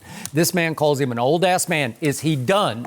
I just want to know. I need a write-off. I need him written off. I'll say this much. He's an old man compared to Lamar Jackson, Deshaun Watson, Patrick Mahomes, for sure. I mean, it's hard to compare. What you mean, is he done? Is he washed up for the rest of this year where there's no way he can lift that team to the Super Bowl? What I just told you. He can go he's the Grand Marshal. Oh. The Grand Marshal is not the parade. Okay. He's getting carried. Well, there's no way if the offense continues to struggle, they're going to get to the Super Bowl. But here's the thing. Look at who Because, wait a second, the Hall of Famer Shannon Sharpe has told me all year, New England's defense is overrated. And it looked pretty overrated last night because Deshaun just chewed it up and spat it out. Well, yeah. See, normally they're playing the Jets and they're playing teams that don't pose a potential offensive threat. So when you pose an offensive threat and you force Tom Brady to score, then you can be in business. So, just for the records, after all this stuff that I heard from both of these Hall of Famers, I don't know, these are the final team stats from last night. What if I told you going into the game that New England would wind up with 29 first downs to Houston's 16? Yes. 29 to 16. Yeah. What if I told you New England would go 9 of 17 on third down? Is that good? That's pretty good, isn't it? How many came in the last 2 Wait drives? a second. I'm asking questions that don't need to be answered. What if I told you New England had a grand total of 448 yards to Deshaun Watson and company having 276? And what if I told you New England ran the ball for 145 to a paltry 52 for the Houston Texans at home on their turf? And what if I told you guys are saying, that defense is huffing and puffing out there. What if I told you that Tom Brady held the ball for 35 minutes to Houston's 25 minutes? What would you tell me? What if I told you before the game those are the numbers? You'd say New England won this game by 3 touchdowns. No, I wouldn't. Yeah, you would. But who won the game? Yeah. But I'm just asking you. Well, you told me the defense is out there saying, well, what are we doing? You just keep punting. Right. Wait a second. They held the ball for 35 minutes to 25. You're right, Skip. Wow, interesting. Skip, you're absolutely right. If you just looked at the stats, that's what that would show you. But if you watch the game and you see Tom Brady do nothing for 2.5 quarters, he was 15 to 34, 44%, 189, 1 touchdown, 1 INT, and then 2 garbage time drives. You know what? I'm going to have to figure out that football has new rules this year where it's over after 2.5 quarters. You keep telling me, what about the first 2.5? Well, what about the last quarter and a half? Does it count? Does it count? I want to know. It counts on the scoreboard. Let me ask you a question. Did it count against Atlanta in the Super Bowl when they were down? That's different. They came back. Won that game. He keeps going back to that. We're talking about this year. Okay. Have you seen that guy this year? You realize last night came down to an onside kick that Brandon Bolden got his hand on? Can we see that real quick? This is at 50 seconds left in the game, and if he comes up with this football, I would not bet against Tom Brady in that situation. Guess what? I didn't wait for the last drive. I bet against him going into the game because I picked the Texans. That's what I did. Yeah, and you were on the floor saying, please, God, don't. Please, God. Skip, Look at this. Brandon Bolden got his hand on. They got a little bit too close. They let him score a little bit too easy. They got too comfortable. They got kind of like Atlanta in the Super Bowl just said, go ahead. But they won the football game. Okay, so here's the point to your point. Okay. Tom Brady has the least threatening weapons in all of pro football, and it ain't even close. If I just grade receiver cores around the league, this is the worst one by far because I watched Miami spring a big upset that put my Cowboys back in the driver's seat yesterday, and I'm looking at their receivers, and I'm thinking, Devontae Parker and Alan Hearns and Gesicki, the kid from Penn State, the big tight end, I'm thinking, I'll take those 3 over anything New England has. They started Matt LaCosse at tight end last night. He's bounced around. He got cut twice by the New York Football Giants, and he was the starting tight end. And what happened in the end was, you're right, Romeo backed off. But for the first half, he just said, you know what? I'm going to double James White, and I'm going to double Edelman. You can't have them. Well, Brady's trying to throw it to N'Keal Harry, his first-round choice. He tries one throw to him, and N'Keal just it's bright lights, big stage, and he didn't come very hard for the football, and he didn't fight for the football, and he let Roby run his route for him. And that was the last target that he got that whole night because they doghoused him. And then Tom has had no run game the whole year. And guess what? He just said, I don't know if it's he or Josh McDaniels said in the second half, Sony Michel, you're in the doghouse. You're out of the game. They just took him out of the game. And they're running the ball the whole second half with little tiny James White. What is he, like 5'7"? Yeah. I don't know, and he can't run through anybody. He's got to have a hole. Skip, hey, let me ask you this. Tom Brady's first Super Bowl. Now, his wide receivers was Givens, Branch, Patton, and Brown. Hey, Branch was a stud. He was a Super Bowl MVP. He was, and guess what? He went to Seattle, and they cut him. Yep. Okay, but again, he was a really good player. He can separate. But hold my thing. Separate. Yeah, who can separate? But my thing is that you're making it seem like all of a sudden he didn't. That's how Brady made his name because he was doing it with guys not named Marvin Harrison, not the top echelon receivers. He would make guys. Thank you. He would make guys. So famous. N'Keal Harry is playing his third game last night. He's trying to get him up to speed, and he won't get up to speed, and he says, you're out of the game. And then Jacoby Myers, he's an undrafted rookie free agent. Rookie free agent. And Tom got frustrated on that 3rd and 6 play in the second quarter where he's saying, just go. If we could see that play quickly, he just said, just go. I got you. There's nobody behind you. He broke his route off to come to Tom, and then Tom's just saying, just go, and he throws it to where he should be, and Jacoby's looking around like, I don't know what to do. I don't know what to do. And Tom goes to the bench, and he's like talking to nobody about, you guys, you got to be quicker. You got to be faster. You got to be more explosive. And I'm saying, you can't get blood from turnips. They're turnips. They're all turnips. I know a guy yesterday that had 4 touchdowns thrown to an undrafted free agent. Aaron Rodgers, Lazard, undrafted free agent. Geronimo Allison, undrafted free agent. Huh? Talk to me, Skip Bayless. Devontae Adams, second round. Stud. Julian Edelman, Super Bowl MVP. Stud. 7th round quarterback. Quarterback from Kent State. Quarterback. That's all you got. And so in the last quarter and a half, Brady just said, hell with it. I'm forgetting about Jacoby. I'm forgetting about Matt Lacoste. I'm definitely forgetting about N'Keal Harry and Sony Michel. So guess what? I'm going back. I'm doing blast from pass. I'm going to go back to what brung me, what got me here. I'm going to throw it to Edelman, and I'm going to throw it to Lil James. And he just kept throwing to both of them, and it kept working because, to your point, they had backed off. Yes, exactly. They went from playing 6 DBs, and they tried to play straight-up defense. Yeah. But nobody will play them honestly anymore with Jacoby Myers in the lineup. Or Philip Dorsett. He's given up. He threw 3 balls to Dorsett last night where he's saying, what are you doing? And I thought Philip kind of knew how to play. But here's the thing, though, Skip. The thing is that because teams don't fear them running the football now, they're willing to go 6 DBs. Correct. What happened last year when you try to go 6 DBs, they run the ball down your throat with Sonny Michel. Yes. In the playoffs. And so right now they can't gash anybody. So we're gonna play nickel against you or dime. And so at the end of the third quarter, Chris Collinsworth on NBC is saying Brady has more time tonight than he's had the whole year. True. Right. But he said nobody can separate. Right. Well, what else? It's not Brady washed up. It's just you got to have somebody to throw to. Like Aaron Rodgers last year, when he was throwing the ball, when he broke the record for throwaways. 2 years in a row he did. Guess who's leading now? Yeah, he's leading, but he ain't breaking no. Guess who leading the throwaways? He did. Aaron Rodgers made it unbreakable. 19. I'm trying to figure out how a guy is 29th in completion percentage. 29! And leads the whole NFL in completions. That's pretty good. Skip Bayless. What about attempts? Is he going to win the Super Bowl? That's the question. He did throw for 326. I ain't writing them off. I don't know about you. Garbage. Write them off at your own peril. Super Bowl. That's like me, That's like me going to work out for like 2.5 hours and then go guzzle 2 beers. Empty calories. I ain't doing nothing. That ain't nutrition. That ain't no must. That ain't what you be drinking. Metrex. Metrex is great for you. You should try it. That's what I'm saying. But you drink beer. I do not drink. Okay, then when Tom Brady getting them stats at the end of the game, is equivalent to you drinking beer. Oh, okay. Nothing. Empty calories. Well, no. You know what?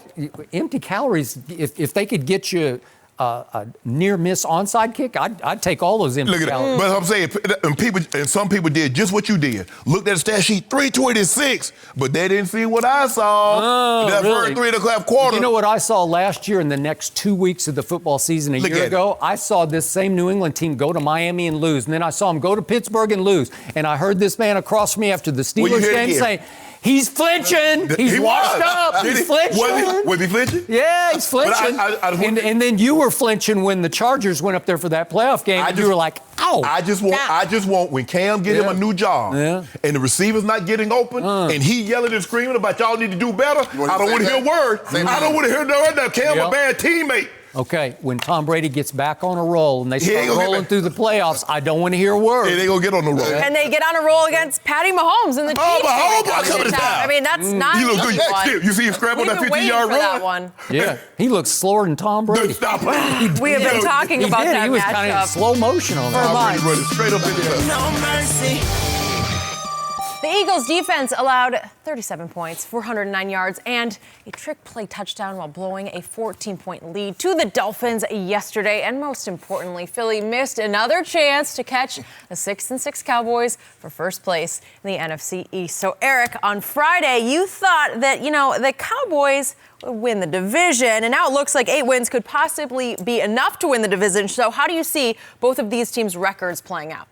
Well, all the Cowboy fans, and my number one Cowboy fan right here to the right, should be embarrassed because you said you gave up on your team. I have. You can't, Skip. I'm not a Cowboy fan at all. Wait, did you predict that the Eagles were going to go lose at Miami? I didn't say they were going to lose, but I didn't think they were going to win the division. And I think the Cowboys are still going to win the division. Okay, how? They're a better football team. They are a better football team. I think that when Dallas plays Philly, in Philly, Dallas will beat Philly. That'll wrap it up. Okay. When y'all play us and when we come to play you guys, that's going to be a tough game. I don't know who's going to win it, but I'm going to have to go with the Rams bastard. The Rams going to win that. I think y'all wind up 9-7. I think they'll wind up 8-8. So that will give y'all the division. I have one question for you, though. So if you win the division and you go to the playoffs, should they keep Jason Garrett? Let's say you go to the NFC Championship game. Should they keep him or should they let him go? Well, that's my question to you. There's again, I wanted to fire him after 2012, so that's a long time ago. It's been a long time coming. If you want to win the Super Bowl, he want him gone. If they get all the way to the NFC Championship game, I promise you, Jerry, we'll keep him. It's up to one man and one man only. That's it. If they get there. Because you can say they took another step. They took another step. Okay. But to me, I just feel like that the Cowboys will win that division. The Eagles, they don't know how to win right now. You look at Carson Wentz. I almost feel bad for Carson Wentz. He's playing his heart out. Sometimes he get the blocking. The defense let him down yesterday. And they're just not the Eagles that they were 2 years ago. It's like you don't know who's going to show up, what team's going to show up. With the Cowboys, it's almost like you're describing my team.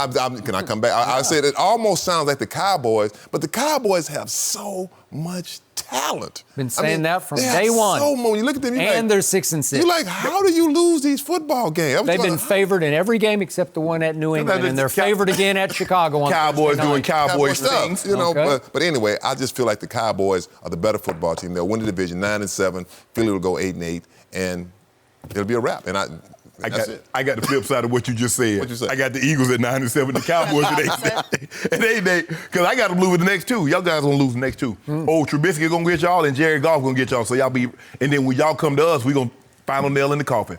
Bam! It's over, Skip. That would be it. That was it. That's what I love. Walking to him to put that coup de grace on your head. But anyway, Skip, look, I just don't.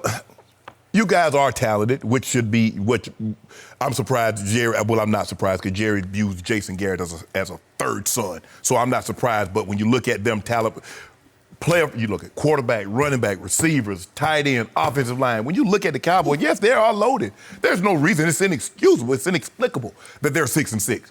But a Cowboy doing Cowboy things. This is what I expected. And I was like at a 10 on Friday because I felt that the Eagles would go down there and handle their business. Well, they handled their business until midway through the third quarter, and then all of a sudden the defense just collapsed on them. And so with that being said, I got you guys going to lose the next two. Well, you're going to lose the next three. And then you don't sound real convincing about that. I think you're getting real shaky. Skip, I would have bet all the cases are due. Had they won that game against against the Dolphins, they were going to win the division. This set me back a little bit, Skip. This hurt me. Yeah. This hurt me. I ain't gonna lie, this hurt me a little bit. So I said on Friday's show, my team is DONE done. Right. And I still believe they're done But the Eagles are doner. They're even more done. They are. It's not like you don't. They are weird, made-up words. No, they're doner. They're doner. Okay. Not like you. I couldn't believe it. They went to Miami and lost to the Dolphins. And they gave up 37 points just when I was ready to bless that Eagles defense because I thought it was back. I thought it played great against Tom Brady and against Russell Wilson in Philly. I thought they hung How you right thought it was there. back, Skip, after what they did in Minnesota? They gave up, what they give up to I'm just talking about the last two home games. It looked big time to me. That front seven can be hellacious, suffocating good. And they let Fitzmagic just light them up. But he's, as you say, he's done it before, but I didn't see him doing it with this group on this day. So we gift wrapped an early present for them, an early Christmas present on Thanksgiving. That's pretty early, right? That's even the day before, quote unquote, Black Friday. And we said, here, Eagles. And they took our gift right down to Miami and just dropped it right in the ocean. Yep. I just couldn't believe it. 37-31. They gave up 23 unanswered in the second half. So to your point, you said the Eagles have forgotten how to win. They don't know how to win. My team doesn't either. It has lost its winning edge, its way. It can make lots of plays, but no splash plays, no game-closing plays. When it's time to make the play to win the football game. You know how some teams, this is that fine line that you walk. Both of these teams have fallen off the wrong side of that fine line because they just don't know how do you do this? Because you've been on teams where you just couldn't, you lost your way, you know, you lost your mo, you lost your momentum. You try to, you end mojo. up winning a game and you find a way to lose it. Well, the Cowboys, to me, forget who they are. They're a running football team. Running, you heard that? Running football Why you don't want to hear that? I don't know why. So I hope they go to Chicago and run it 45 times. Do that. Ezekiel. If you run it 45 times, you'll win it. You'll win it. You know, I'll go with that if they let my quarterback run it 10 times because he can really run. He ain't Lamar Jackson. He is not Lamar, but he's pretty good because he's 245 pounds. Let him run the rock. Return of the Mac. Yeah. Let's go, Khalil Mack. So here's my prediction for this NFC East. Okay. And I'm not even sure anybody deserves to go to the playoffs, but somebody's going to get Someone's going. Yeah. Somebody Somebody has going. to. And not only do they get to go, they get a home game. Home playoff game. They get a home game. They don't get a week off, but they get a home game. That's pretty great, right? It is either two trash cans being pushed out. Because both of them trash. Both of them full of trash. It is like, Who's got the nastiest trash? I'm with you. I cannot make a case because I have no evidence. I cannot make a case for my team to win at Chicago or to beat the Rambassadors team a week. It'll be 10 days, actually, so it's two, they get 10 days off for the next Sunday. they give them unfair advantage. Okay, because somehow Jared Goff has their number, Sean McVay has their number, the two times they've played, 2017 in the playoffs. Just number. Like, I can't make a case. But guess what, Mr. Sharpe? I told you earlier in this show, the one game I trust the most, to your point, I trust my team to go to Philly and beat that team because I think my team is better than that team and believes it's better. I think it can make winning plays because I saw them make winning plays in one big game this year, and it was on a Sunday night at Jerry World against the Eagles. So they did it last year. They turned their whole season around by going to Philly and winning. They ain't gonna do it. And guess what? If they go win that game after losing two more in a row, so that would be 5 out of 6 they would have lost. They might fire Jason Okay, in, though. okay, you might be right, and that'd be a good thing. That might be a good thing. He lose these next two games. They might get him up out of there. That's fine, but guess what? They could go to Philly and win and then close it out by beating the Redskins at Dallas. That's it. You win. Because you wind up both teams 8-8, except Dallas would have beaten Philadelphia twice. Yep. It's very odd. Okay. They happen. That's why I got it. That's why I said I your got team. it. I said last week your team is going give to up. win the division. It ain't I gonna said happen. that. You didn't said know no. how, but you. I didn't say how they're going to win it. They're going to win it. If you had sat right there in that chair and said, you know what? Philly's going to go to Miami and lose, then I would be in awe. I would You'd have say, said, you crazy. No, I would have said you're crazy, but then I would have said, you're Nostradamus. Especially after they were up 28-14. Oh, my midway God. through the third. And what, let the kicker score? Yeah. The kicker score. The first time the kicker scored a touchdown since Jim Turner, Since the 77. 1977, you're Broncos. Yeah, he's in the Ring of Fame. 77? Oh, my gosh. That's how I know who he is. So I went from we don't got this to we got this. So you're not We got done. this. You are not well, done. I can't. You're done. They're doner. Run the football. Done. That's okay. Your day coming. Yeah. Or you gonna have another bad Unbelievable. word to say. Unbelievable. All kind of ways. Yeah. JWN. Yeah. A couple days have Wow. passed since then. Yeah. I don't know. I looked up the weather in Chicago, though, and we might have some showers again, and that didn't really Are you not, Jay? well in Foxborough. Well, I said I don't think they can win. I don't think they can beat Chicago. Yeah. I don't think they can beat Mitchell If they got Trubisky. Trubisky at quarterback, they got it. They got it. Oh, you not. It get cold in Chicago than it does Foxborough. Cold. And that wind, Dak doesn't like that. Run He that doesn't like football. Is he going to wear a glove? Is he not going to wear the glove? that thing come out of Run the football. no breeze come out of Lake Michigan. It's going to be tough. I don't think they can win it. And The it doesn't matter. It doesn't matter because your team can't win either. Khalil Mack, You Lloyd. heard it right here. The Cowboys are going to win it. They're going to win it. Okay, you better be right. Put all your money on the Eagles. No mercy. So the Ravens got a hard-fought win over the NFC leading 49ers as Justin Tucker nailed a last-second field goal in the rain. Lamar Jackson became the first QB with 4 100-yard rushing performances in a single season, finishing with both a running and throwing TD. Both of San Francisco's losses this year have been courtesy of buzzer-beating field goals. And after the loss, Kyle Shanahan was hopeful that his squad would get another shot at Lamar and the Ravens. So, Eric, was that a Super Bowl preview? Let's put it like this. That was a really good football game Very good. by two really good football teams. I think that's the kind of game you expect out of both teams. It's almost, and you look like, I think when they played in Super Bowl in 2013, it's almost a flip-flop. The Ravens was that defense with a great defense. They had Joe Flacco, and they had, and 49ers had Kaepernick. Now it's like Kaepernick, which is Lamar Jackson, which is with the Baltimore Ravens. Yep. It's almost like a flip-flop. But I think the big thing is that the guy who's the offensive coordinator, Greg Roman, Yes. was with Kaepernick. And that's so now true. he's with Lamar Jackson. Right. So, and Lamar to me is better than Kaepernick. I mean, he's faster.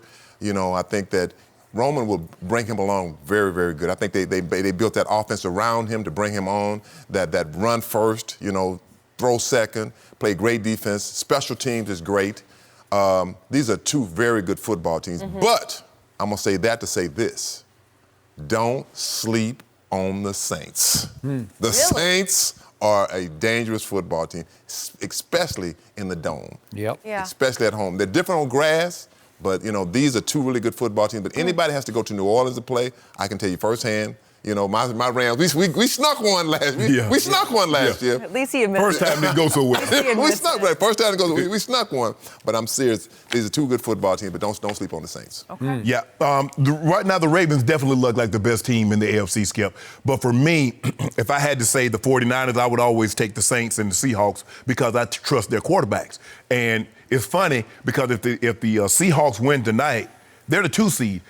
49ers, which has been the number 1 seed for the longest, they would go all the way down to the 3 because the Saints would be number 2 because the Saints went to Seattle and beat them without Drew Brees when they had Teddy Bridgewater. Yep. So that's how far they would take a tumble if Seattle were to win this game tonight. I love the Ravens. I love the Ravens because Lamar Jackson is playing unbelievable, Skip. His ability, because they're always normally. You're like, okay, this is what they're going to do. We can hold them. If we can get off the field on 3rd down, 4th and 3, they're going to punt the ball. Baltimore is not punting the ball. They get that ball to the 45-yard line, they going for it.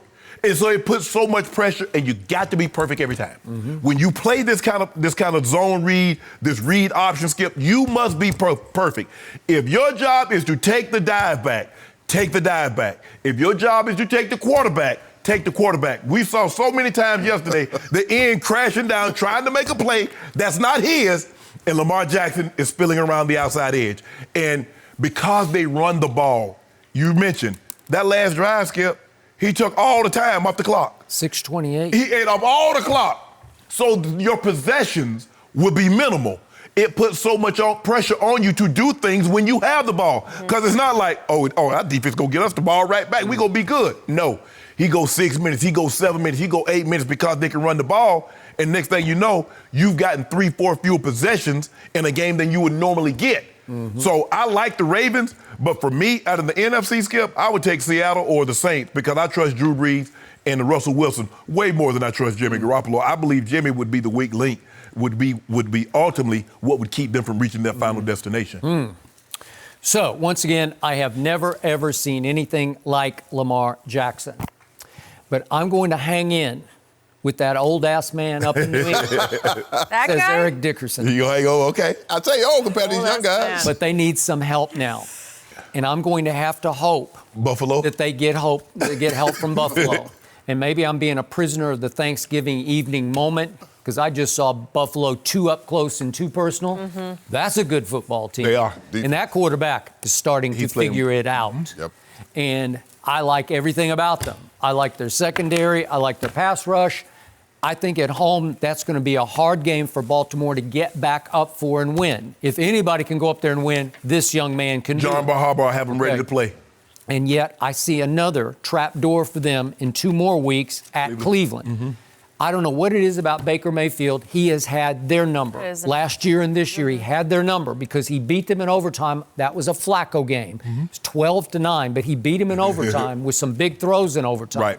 And then he went to Baltimore and gave Lamar all he wanted. It was 26-24, but Baker had 376 yards passing and 3 touchdowns. He also threw 3 to the Ravens, which leveled the playing field. We were talking about this. We talked about the Cowboys losing. We talking about the Eagles losing. What about Baltimore losing to Cleveland? Okay, so at home this year, they lost 40-25, and Baker had his one big moment in the sun. Yep.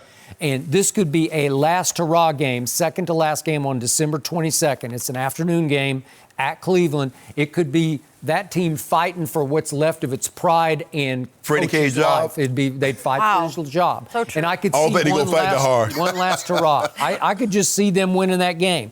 So it's going to take those 2 upset wins by the 2 home teams, Buffalo and Cleveland, to put Brady back in the driver's seat. Because I don't know if they can beat Kansas City, because Kansas City is much better than they were a year ago, You think especially so? on defense. I don't know. You don't think so? I think the thing that happened yesterday is they raced out to that big lead and exposed Derek Carr, because you and I both don't think I'm still out on Derek Carr. But they raced to the big lead and they were able to play from ahead, and so that turned the.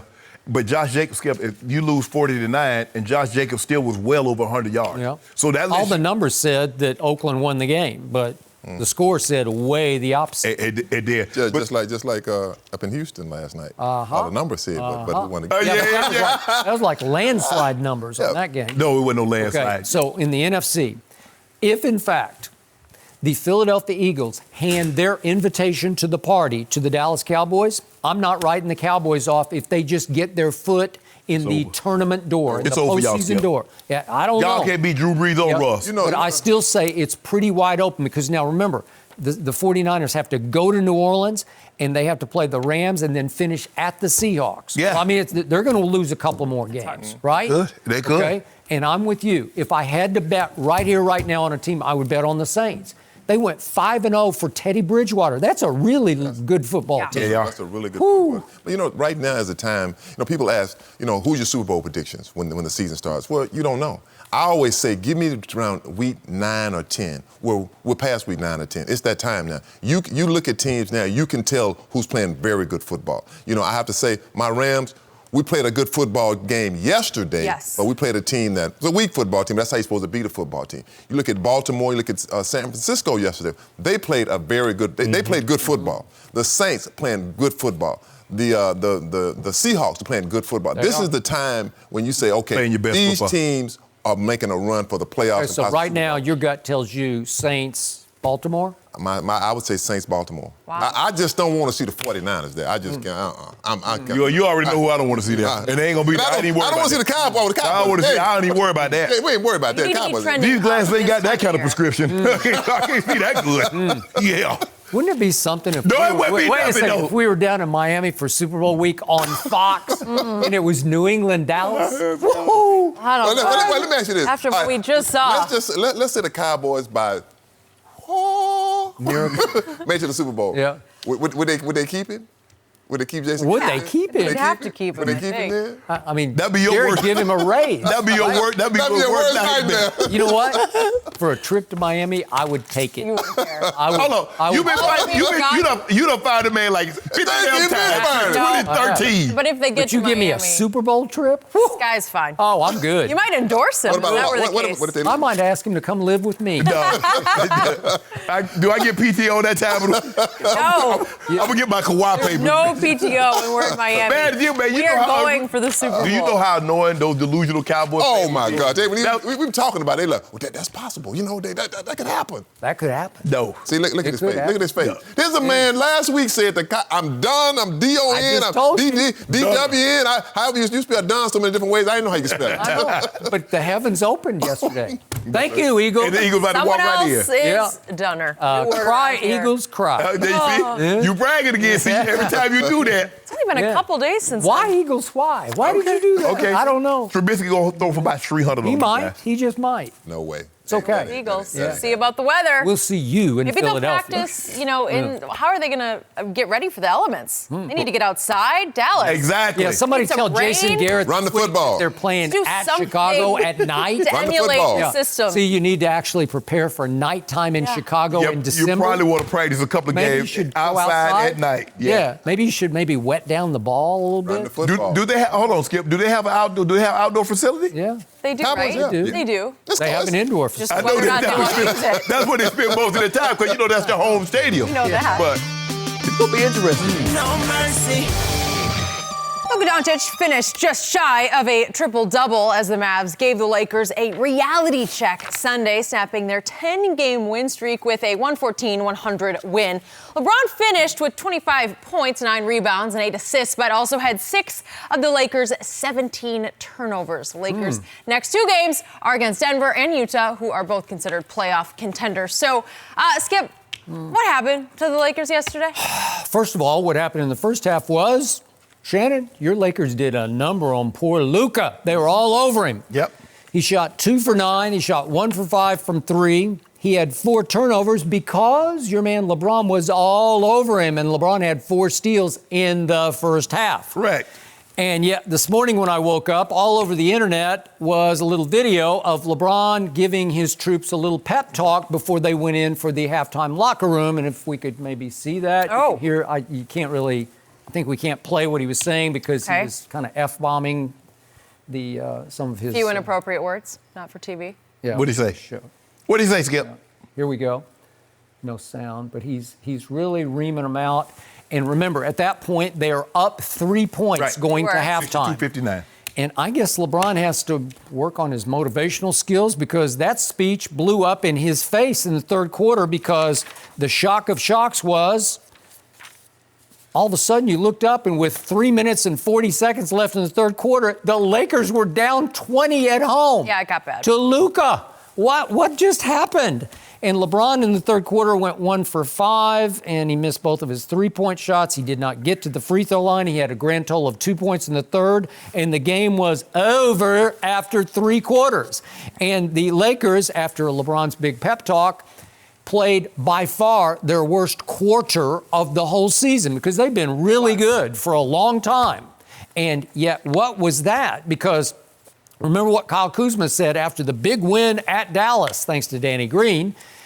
Kyle Kuzma said, whoever Luka was guarding, we just went to him. And so I'm thinking, well, who was Luka guarding in the third quarter? Because they should have just gone to him because nobody could score. And the final score of the third quarter was 35-17 Dallas. Right. What? Yep. What just happened, Shannon? That was atrociously bad, and LeBron began to turn the ball over. He didn't turn anything over in that quarter. He had 1 turnover in that quarter. But in the end, the whole fourth quarter was pretty much garbage time. Yeah. It was. Skip, when the Lakers play, and I've said this before, the first thing that Frank Vogel should write on the board, guard the 3. Remember, they got in trouble with the Pelicans. The Pelicans hit 17 threes, I think, last Tuesday. The trouble is they'll start out doing well, and then all of a sudden, they'll let guys go uncontested. And I knew they were in trouble because I think they had like a 6-point lead to start the second quarter. And Justin Jackson comes in the game and goes boom, boom, boom. And we got a tie ball game, and Frank Vogel has to take a timeout. They refuse to guard the 3-point line. Yep. And they're going to be in trouble because you're facing 2 teams now on the road that can shoot the 3. The Nuggets can shoot the 3. Portland can shoot the 3. And they have, CJ, Dame, Melo is playing well for the Trailblazers. Now, the Nuggets have been a little bit of a disappointment this year, Skip. We thought they'd be a lot better, especially early than what they are right now. I would agree. But look, Dallas is the #1 offensively rated team. So we know what they represent. And if you let them get hot, Skip, it's over. Like you said, they did a number on them in the first half. But in the third quarter alone, 16 points, which outscored LeBron and AD, 5 assists, which was more than LeBron and AD, and 4 rebounds, which was more than LeBron and AD. Well, it's like way more than LeBron. Yes. Come on, that's unacceptable. That's unacceptable. And They didn't have a second option. They didn't have a third option. See, it's great to have. You can have like Paul George and Kawhi if they're struggling. You still got to worry about Lou. You still got to worry about Trez going off. Right now, we have not found that consistent third option. I mean, sometimes it might be Kuz in the Pelican games. It was Kuz.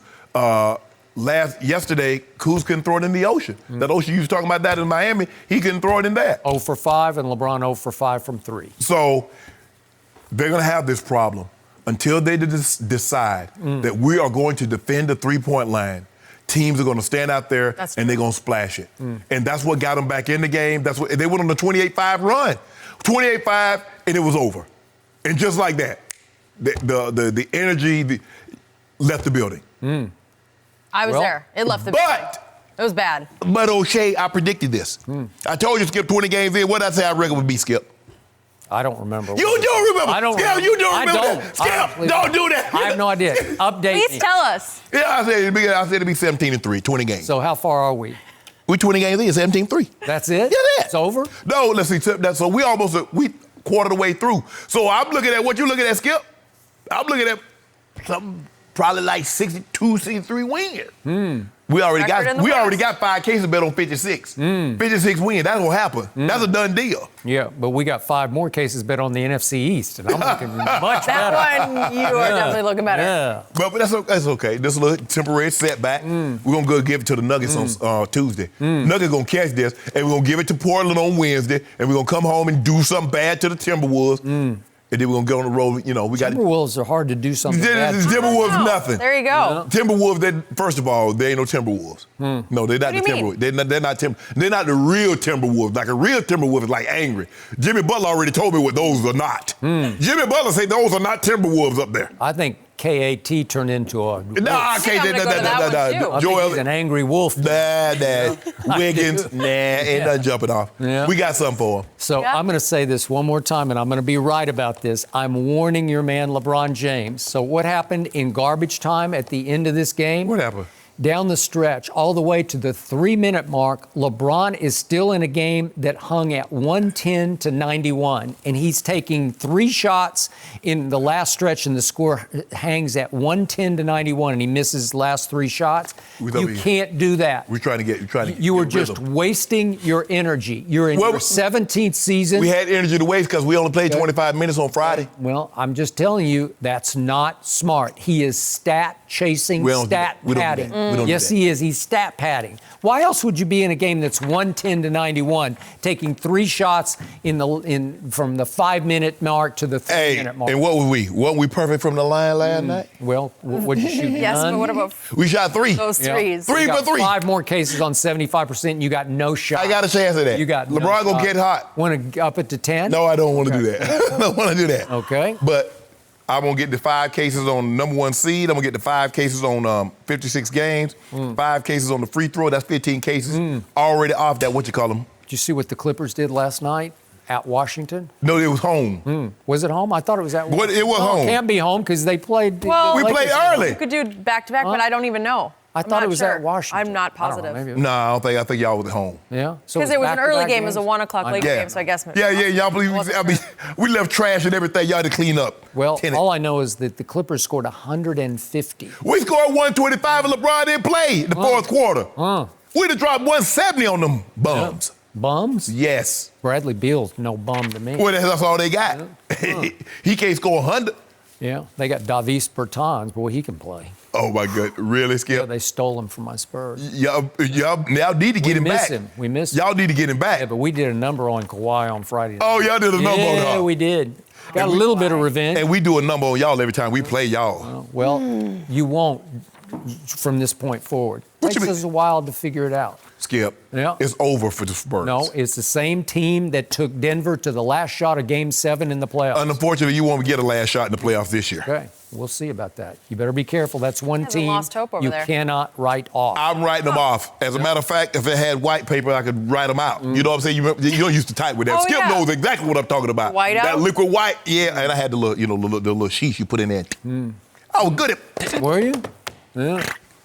I never made a mistake, so I never dating yourself. Yeah, I was picking. I was taking type a little bit. Typewriters? Yeah, that's what I had to do. Did you have to use them guys, some of them girls in class, they'd be up there talking. So you had to do Yeah. fingers? Do you still use No. 2 fingers? Okay, we've come a long way. That's a big skill. Yeah.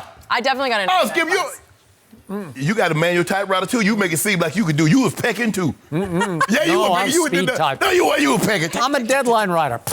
No. Yeah, he knows how to hit the deadline. 100 words a minute. Whatever.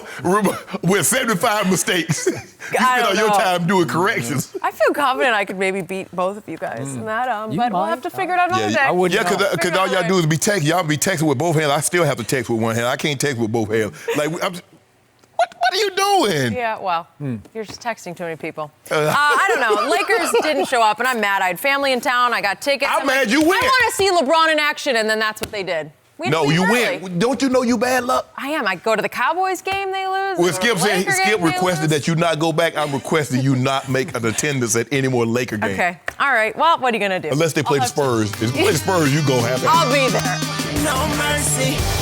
Yesterday, Philly threw away what looked like an easy win in Miami. A victory would have drawn the Eagles even with the Cowboys atop the NFC East, but now they're 5-7 and remain in second place. But back in Week 6, the Jets were 0-4 and coming off 3 straight losses by at least 16 points when they took on the visiting Cowboys and emerged with a 24-22 win. So Shannon, who had the worst loss, the Eagles or the Cowboys? I really hate doing it. I hate worst loss. Yeah, I really do. Yeah. But you forced me to do this, Skip, and you didn't leave me no choice. Yeah, you did. You forced me. This was your idea. The Cowboys. You hate it. Yeah. Cowboys had the worst loss because actually the Dolphins had been pretty good. They've won 2 of the last 4 ball games. But when the Cowboys had lost to the Jets had just lost 4 straight ball games. Their quarterback was coming off mono. He weighed 78 pounds at the time of the game. He did not. Yep. Well, he did come back for the game. 78 Right? pounds. It wasn't Come on. Luke Falk. He had mono. He had missed the previous 3.5, 4 weeks, Skip. He looked strong to me. Yeah, of course against you guys. Of course, everybody looks strong. And after that, they lost 3 straight. So they win 1 game, sandwich in an 8-game span. They win 1 game, and guess who they beat? They beat the team that Pro Football Focus said, player for player, roster for roster, is the most talented roster in all of football. And the Jets took them down.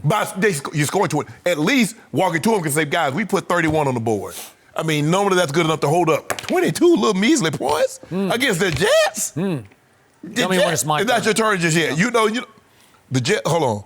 A Jets team that lost by 25 to the Eagles. And then probably lost. After they beat the Cowboys, they turned right around and lost 33-0 to the Patriots. That's the team that took you down. That happens to a lot of people. I don't know about a lot of teams. A lot is a parcel of land. I don't know what a lot is. A parcel of land. In this situation, I'm talking about the Jets beat the Cowboys. The Cowboys lost to the Jets, who they in potential to get a number one overall pick. They close. Them in Cincinnati duking it out. I want him. No, you take him. I want him. You take him. The Jets? Yeah. The Jets have won 4 games. They're 4-8. They beat you guys. The Dolphins are 3-9 now, 4-8, 3-9.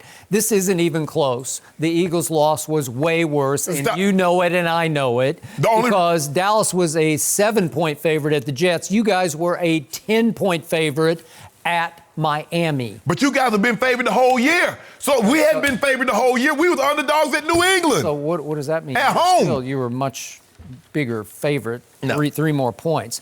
So here's what happened to my team at the Jets. You lost. If you might recall, I didn't have either star tackle for that game. I did not have Ty Smith. I did not have Lyle Collins. So Greg Williams, the defensive coordinator for the Jets, said, I am coming after you with everything. I'm throwing kitchen sink at Dak Prescott, and I swear he got hit on every drop back that day. And did he have his number 1 receiver? Yes. Nope, he did. He had him for 1 play because he caught 1 ball for a grand total of 3 yards. And Amari Cooper said, I'm out. I'm hurt. I don't know what it was. Kind of like New England, huh? Some kind of a thigh bruise. Kind of like New England, huh? What it was, and he took him out. So he took himself out of the game, and that elevated Michael Gallup to the number 1 receiver, and he proceeded to drop not 1 or 2. He dropped 3 Dak passes that day. But remember, the Eagles were completely full strength. They had all their complement of receivers back for going to Miami. So they are in way better shape than my team was. Y'all had Dak, who should be the MVP. That's what Clarence Hill Jr. writes every week. Todd Archer, they write that. Bill Barnwell said, I can make a case. Okay, y'all got him. Y'all got Zeke Elliott. What? Yep. Y'all got D-Law making $27 million a year. Jalen Smith. Okay. Byron Jones. But we didn't have the 2-star tackles. That's two huge losses at the Jets. And yet, my quarterback brought my team from a 21-3 hole. See, Philly didn't have any hole. Philly was up 28-14 in the third quarter. Right. Philly just gave the game away. Well, how do you get down? I want to know how you get down. Why were you even down? 21-3 because my defense failed to show up that day. So hold on. Yeah. Your defense Sam Darnold threw a 107-yard touchdown pass. I've never seen anything like it before. It went 107 yards. So let me get this straight. Your defense failed to show up because your offense didn't score any points in the first half and you're down 21-3. Okay. But my guy scores 28, it was up 28-14, and the defense allowed 5 touchdowns on the next 6 possessions. But wait, you always ask me this. Did Philly get the ball in there? I don't know. Why, you tell me. Is it make it take it in these games? I I don't know. I didn't make it take it. Yeah. So I'm trying to figure out what Dak was doing the first half. What was he doing? Well, he was struggling because they couldn't protect him. I just told you he didn't have either star tackle, and he didn't have his number 1 receiver yet, and still. He brought them all the way back from a 21-3 hole down to a 2-point conversion to tie the game to go to overtime. And he had Jason Witten right in the hands. Hit him right in the hands. And it was a mugging. And we got tackled from behind by Marcus May. And we had we had a Hail Mary that the guy carried off and had Alshon. Carrying off, it hit the guy right in the hand. No. I'm saying when he threw the Hail Mary in the end zone, walking to him, and Alshon had the ball and bobbled it a little bit. He did not have the ball. Alshon did not touch the ball. Yes, he did. He did not. Skip. Bounce it to him, just threw up a prayer, and hit the Dolphin right in the breadbasket. If you notice, it didn't hit it. Skip, that ball was bobbled. First of all, you know my guy, he got the ball to the end zone. Your guy came up 10 yards short of the end zone, so it wouldn't have been a touchdown to begin with. What are you talking about? The Hail Mary he threw in New Orleans. Okay, so what? He was throwing it from 70 yards away. No. Walking to him got there with ease. Okay. Walking to him had to take some off. I'll give you that. Walking to him has a much stronger arm than Dak Prescott. Unfortunately, it's wild high, it's wild low, it's wild right, wide left. Skip. Yeah. Your team, Pro Football Focus, still says at 6-6, you have the best, most talented roster of any team in the NFL. And you lost to the Jets with a quarterback that had just come off mono. Okay, and your team went with the NFC East right in its palms, thanks to us. It's still there. We gave it to them. It's still there. And they went down to Miami. That's the worst loss of the year in the NFL. Under the circumstances, that's the worst loss. Here's the thing. You know it, and I know it. It was certainly the most shocking outcome of the year. You know, it's the most shocking yesterday. But, Skip, you know Ryan Fitzpatrick can have these type of games. You've seen him rise up and show. Okay. Against that defense I thought was really good. Sam Darnold was player of the week against your team. Yeah. Okay. He played great. He's had 4. They won 3 in a row. He was really good in those games. Beat y'all. Yeah. That's the season right there. They got to take. They got to take this the was way worse. No, it wasn't. The only thing, Skip. The only thing I will give you this loss hurt more because it came late in the season and what was at stake. But this was not a worse loss than what you got. You lost the Cowboys with Dak. You told me Dak could be in the MVP discussion. What did you not hear about? Neither tackle, and you don't have Amari Cooper. That's going to be a battle. But see, the great players that overcome that. Well, he did. No, he didn't. Overcame it. If flags had flown in the end zone, we'd be having a different conversation. We wouldn't be having this conversation. No, right. And if the defense had showed up, we wouldn't be having this conversation. Walking to him, gave him a 28-14 lead. And with Fletcher Cox and Brandon Graham and Barnett. 10-point favorites yesterday. Skip, it is a disgrace what happened. Hold on. Disgrace. Were you not favored? By 7. Okay, and what happened? Well, okay, so we lost 24-22. You gave up 23 unanswered points in the second half. Wentz did? To Miami. Wentz did? Wentz scored 31. You could only muster 22. Wentz was punt through the second half. You could only muster 22 points. That's all you could muster. Well, he couldn't muster any points in the second half. He got scored 3 after they took the 28. Wentz scored a touchdown against the Eagles. How many touchdowns did that get? All I know is my team beat the stuffing out of the Eagles. No mercy. Tonight, the Seahawks and Vikings face off in Seattle. The Seahawks have won 4 straight games and are 5-0 against Minnesota under Pete Carroll. A win tonight would give Seattle the lead in the NFC West. So, Shannon, who you got? Who wins tonight? I'm going to take the Seahawks at a close game at home, Skip. Russell Wilson has been unbelievable. They're 8-1 in one-possession games. He's 22 touchdowns, 2 interceptions in those games. When he's back from that core injury.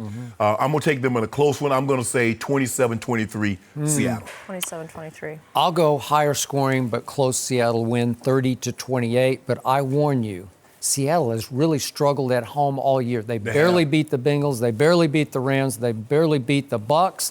And then they basically got blown out by Teddy Bridgewater, and they got steamrolled by Lamar Jackson. So they're undefeated on the road, but they're not great at home.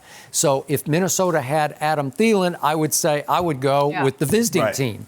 But then again, Minnesota beat my team at Dallas without Thielen. So I don't know. I still think they're good enough to win this game, and I do think it's going to be higher scoring.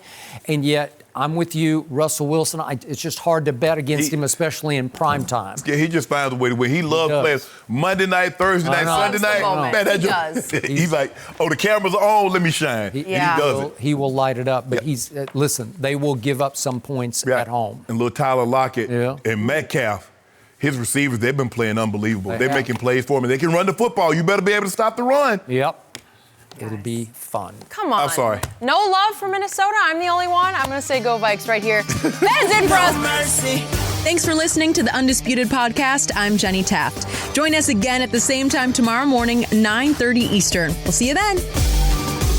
Fox Sports. One of one.